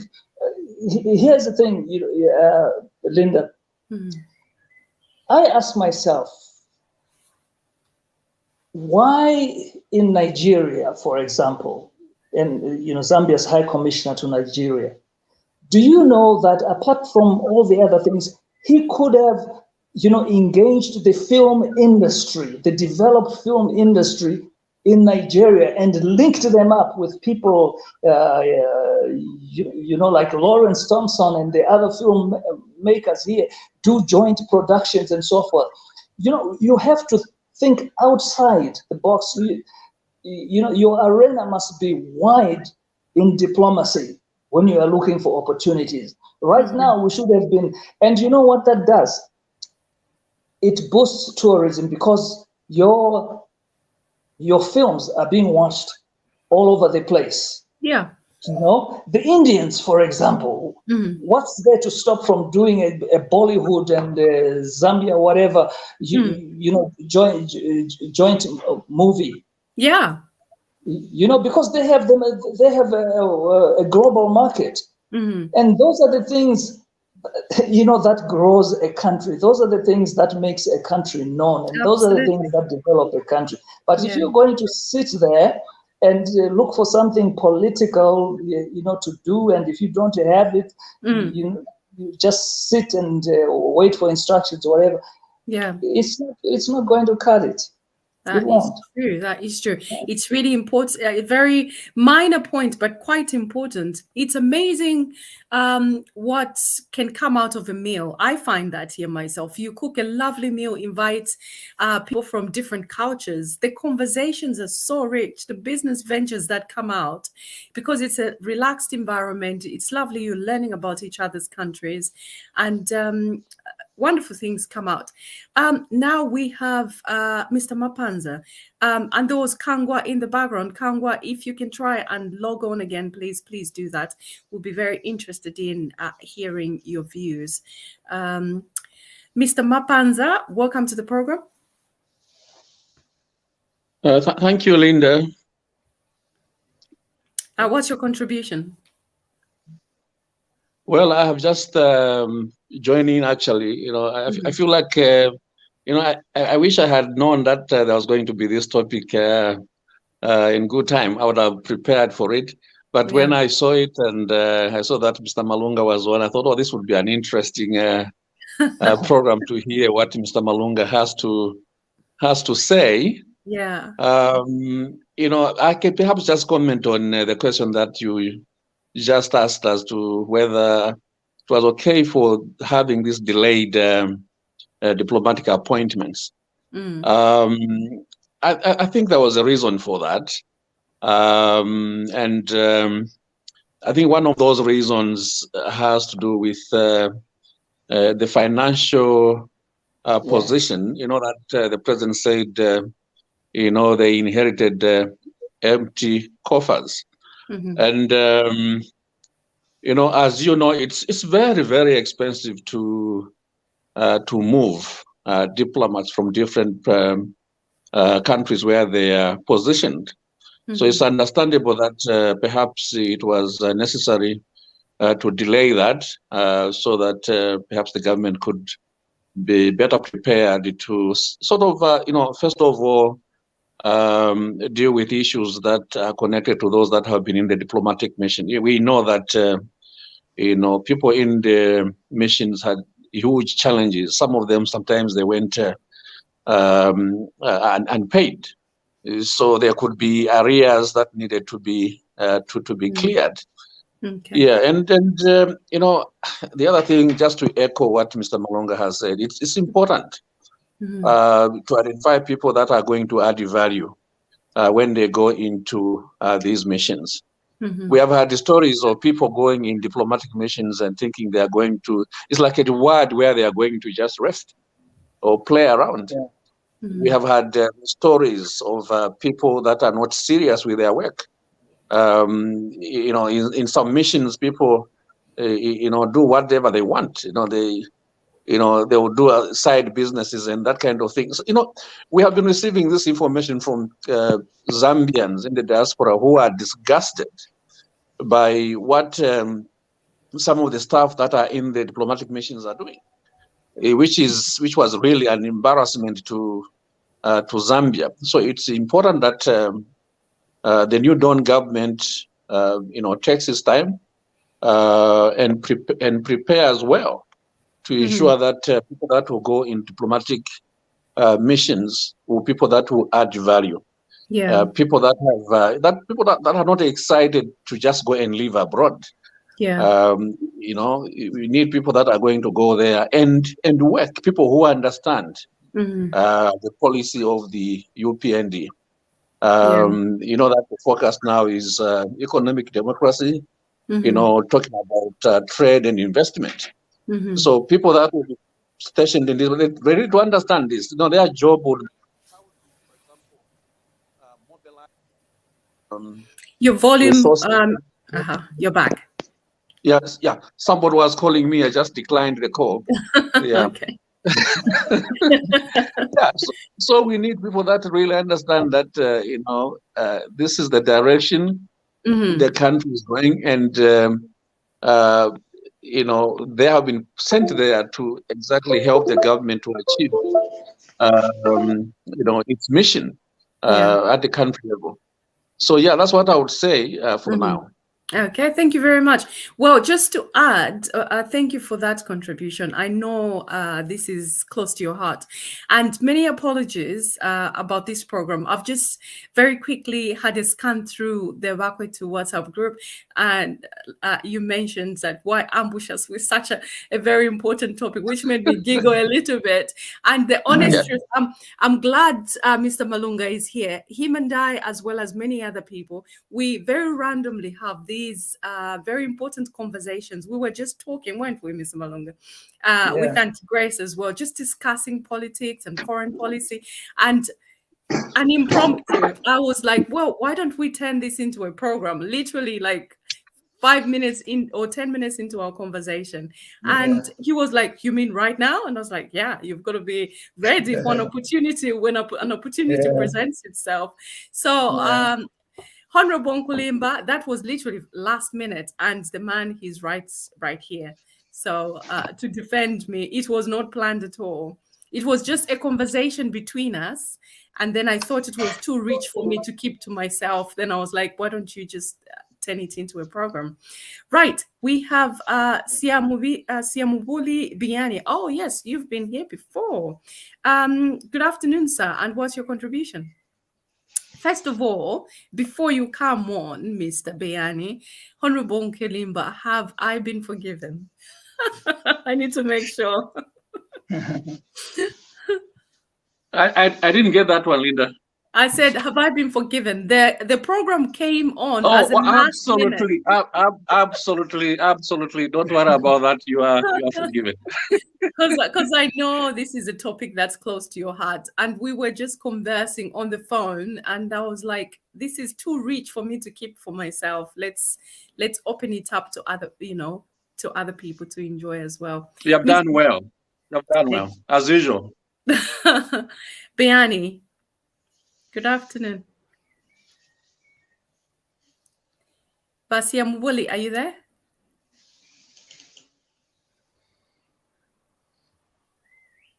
He's probably, can everyone hear me?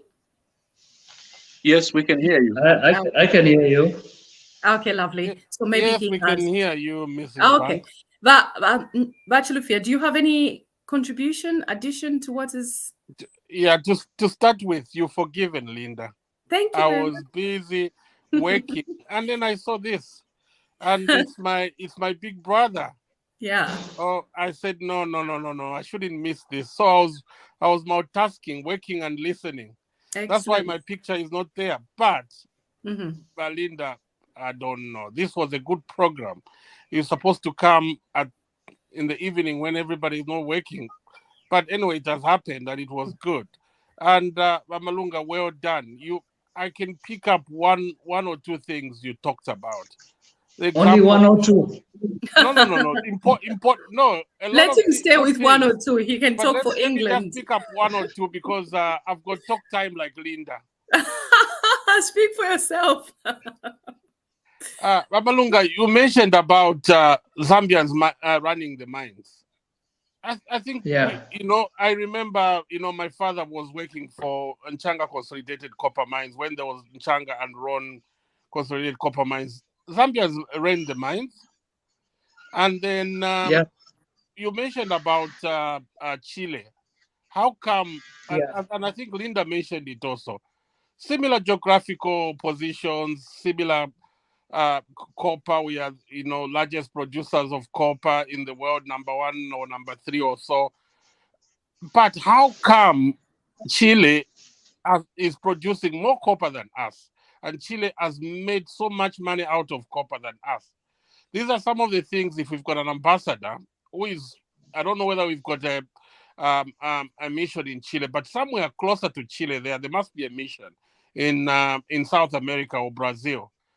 They We're can only go in and Brazil. learn. Yeah, they can go and learn how Chile has managed to produce 5 million metric ton a year, and yet we can only produce 800,000 metric tons.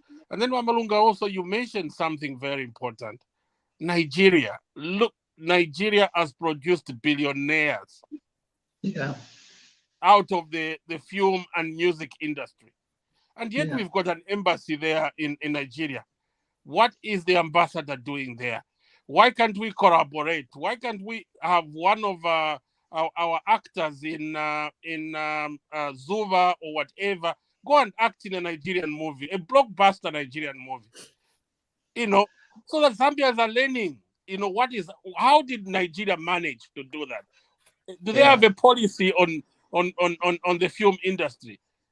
Things like that. And then you also mentioned about football. How come we need to know why is the Premier League the best Premier League in the world? With so much money attracting the best players in the world, what can we do? What is an ambassador doing? What can we learn from the Premier League? What kind of business models can we borrow from there and bring it to Nkana Red Devils or Power Dynamos or Lusaka Dynamos? Things like that. Thank you so much, my brother. I can go on and on. Thank you. Please don't. Did you want to comment on any of those, Mr. Malunga? Yeah. Now, I've been in marketing for over 4 decades. Includes television, radio. Writing way in there. So, as a marketing person, you see opportunities where some other people don't see it. When you get to that stage, then you're going somewhere. I'll give you an example. I was in the hotel in Amsterdam many years ago with my family, and I was lying there, and my mind started just going, and I said to myself, if you're walking in Chipulukusu in Ndola or someplace, and you see a woman cleaning pots, pans, they take soil, make it a paste, and start scrubbing, to remove the grease and stuff from Nshima and so forth. Or they'll take a little washing powder, and then they also make it a paste, and they start cleaning. Yeah, isn't that? You've seen that, right? Yeah. Then I said to myself, why can't I make something that the Zambian housewife will use in the same way? Or house husband. And the house husband, yes, can use in the same way, but deliver a better product, efficacious product. And I looked around the Colgate world, and so we formulated Axion dishwashing paste, the grease stripper. So what I said to the consumers, you don't have to change anything. Just scoop the paste, a little water to add, and you scrub the same way you do.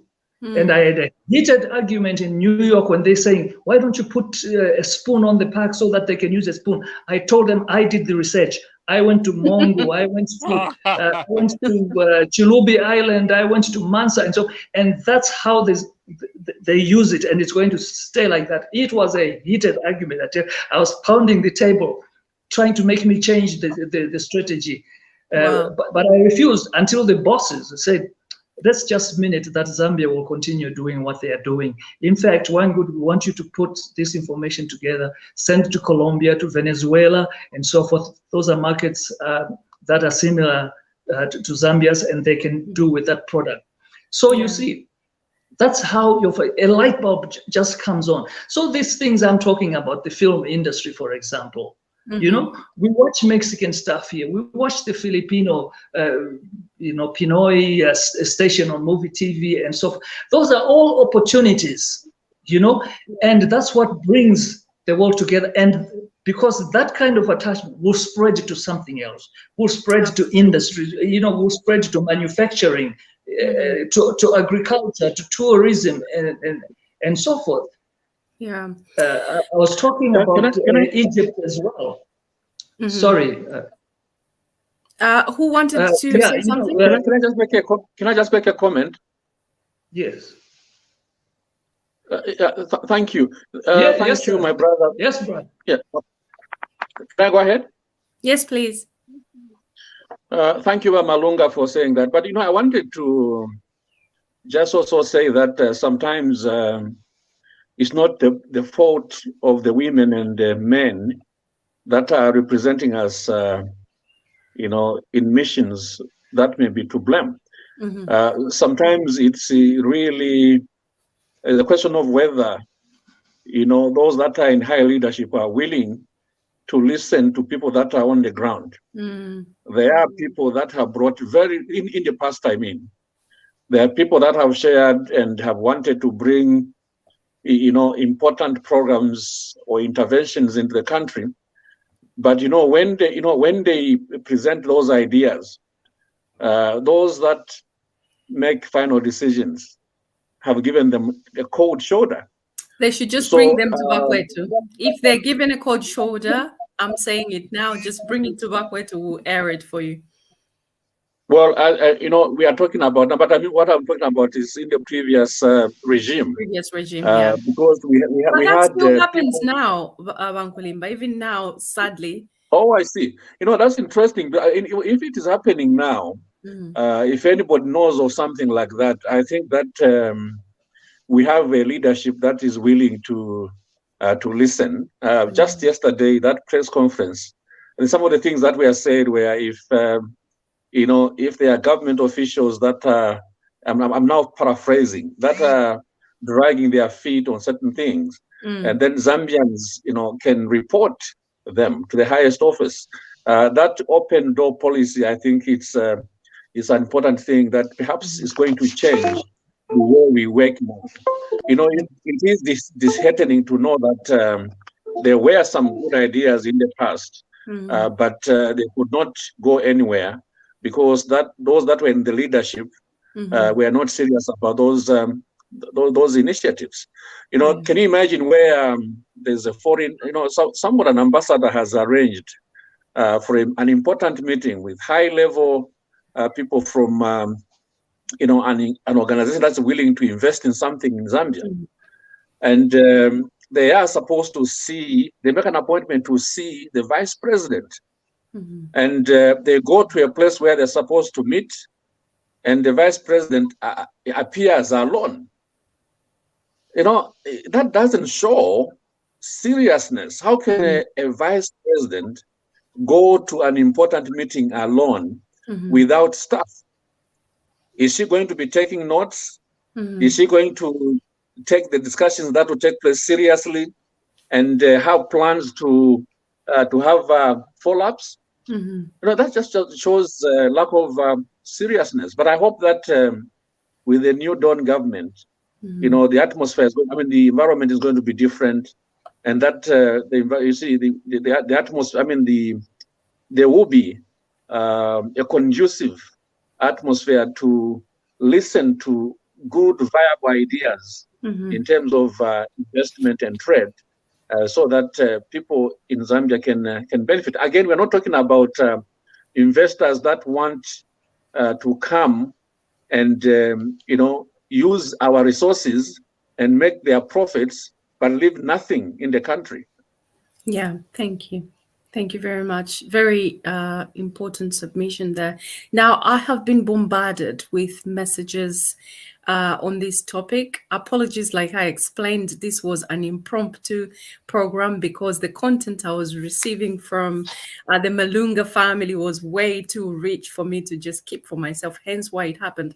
Linda, perhaps it would be good for us to follow up on diplomats once they have been dispatched to countries they have been sent. That is a wonderful idea. And we can do that.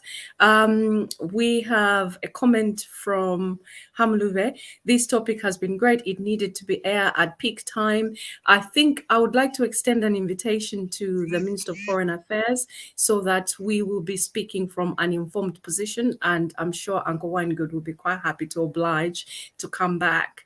And Mr. Nkolimba, I'm sure he'll be.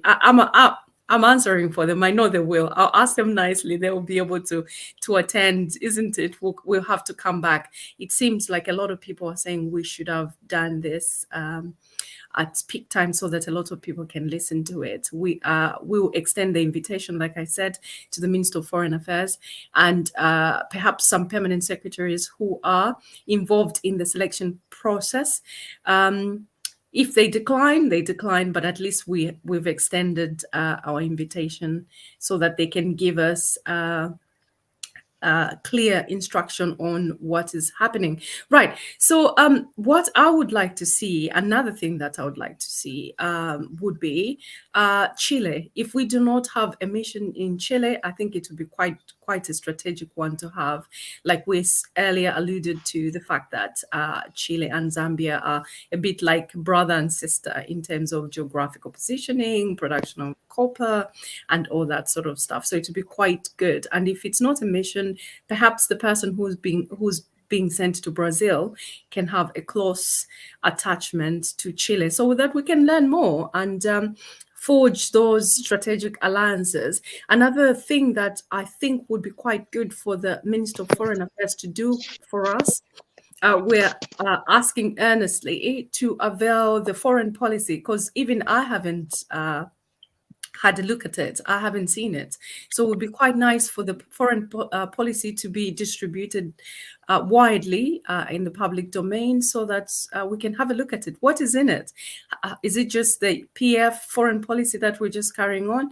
What exciting things are in it so that we can dissect it here on one of the programs? I also would love to see the domestic policy, because the people who are going to be sent to these foreign missions, they need to understand the domestic policy, like Mr. Malunga also mentioned. So it would be quite good. And another thing, among us, gosh, we're asking for way too much. But I think in the long run, it's going to be quite helpful for the people who we're going to be sending. They're going to have a good time. We're not saying they shouldn't go and enjoy tea with the Queen, because it's quite nice to enjoy tea with the Queen or with the Prime Minister. If you're being sent to France with Emmanuel Macron and Brigitte, it would be quite nice for you to do that. But more importantly, it would be nice for you guys who are going to be sent out there to represent the country and to ensure that you're forward thinking, you're strategic in your planning, you start noticing opportunities that are going to benefit our people, and you represent us well, you sell the culture. I mean, very soon I want to see Boris Johnson eating ifinkubala, as a snack. Wouldn't that be wonderful? Or if sashi and things like that would be quite nice to see our culture sold. But more importantly, I think it would be important for the people who are going to be deployed to forge alliances with people who are in the farming industry, who are in the tourism industry, who are in the film industry, you know, and sports and that sort of stuff, so that they can start opening up opportunities for local Zambians who are talented to learn from people abroad in the particular missions that they are. Especially down the road from where I am, there's Brighton, the Brighton football team, and one of our boys is just down there. So if the person who's placed here, they form those strong ties, and we will give more opportunities for young, aspiring, and very talented footballers to come to the United Kingdom, for instance, to come and train or just learn how things work. Any last comment, Mr. Nkwilimba, on what we have discussed before we close? I think you have really summarized it well. So perhaps maybe, yeah, it's a good idea that you invite Honorable Kakuo so that he can, tell us more about our foreign policy. But being a new government also, I wouldn't be surprised that that there may be some movement towards looking at the UPND foreign policy, which is part of the UPND manifesto. And the manifesto is what UPND promised the Zambian people. So, yes, while we may be looking at the current foreign policy, perhaps it would be important also to look at what is it that the UPND promised in as far as the foreign policy is concerned. And perhaps if there are some major differences, or if there are new things that would serve the country better, then those things are considered as the government moves forward. Thank you very much. Thank you so much for making that suggestion. I think it's a welcome move. Thank you. Mr. Chilufya? Thank you, Mrs. Banks. I don't think there's more to add. I think you said something very important, that it will be good if Honorable Kakubo can come with Mr. Nkwilimba and Mr. Wynegood Malunga. That would be fantastic. And also, if we can be given a copy of the foreign policy, if it's there. But again, UPND has got a manifesto, and the foreign policy is there. So maybe, I think we need to know what is the foreign policy of the UPND government. Thank you, Alinda. Thank you very much. Yeah. Thank you very much. Mr. Wynegood. Last sentence.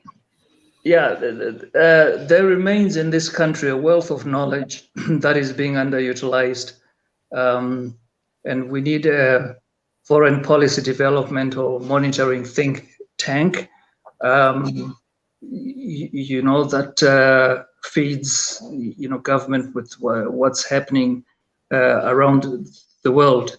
Now, as I said at the outset, in my opinion, there's need to overhaul the weak foreign policy that we had. We were not proactive. We delegated our foreign policy delivery to other countries and their opinions and so forth.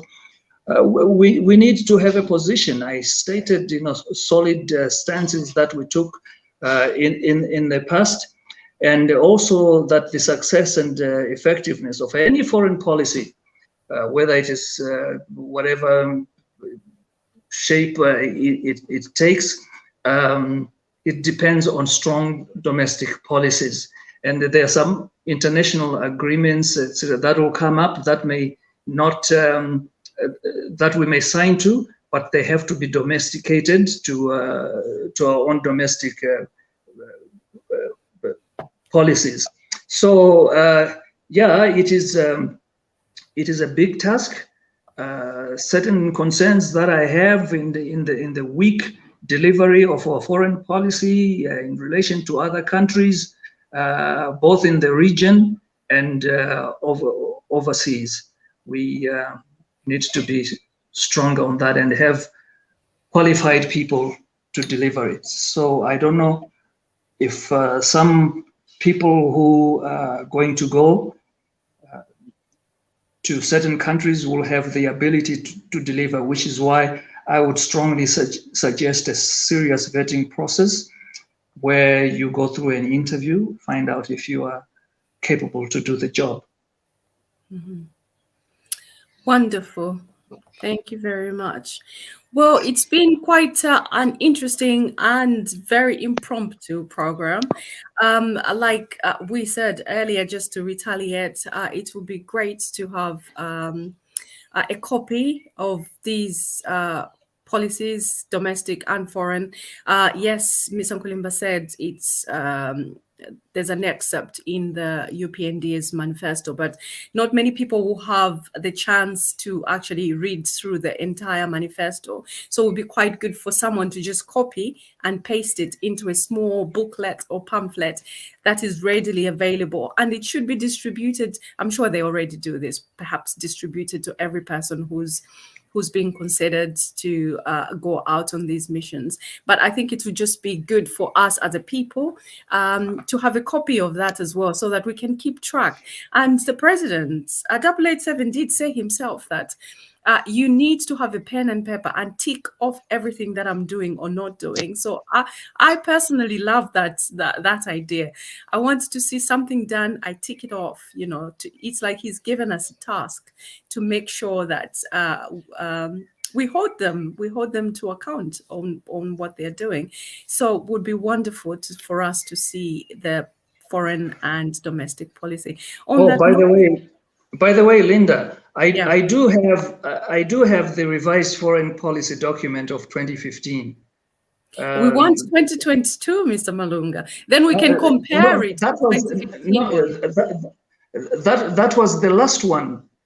That was the last. The Hari Kalava foreign policy document was the last one. Nothing happened after that. Well, then that won't do, I'm afraid. It means that the New Dawn government will have to come up with one, and then we can make comparisons with the 2015 one. I'm sure someone is working on it. They're a very competent bunch, but it would be good for us to have access to that at your earliest convenience, please. Thank you very much.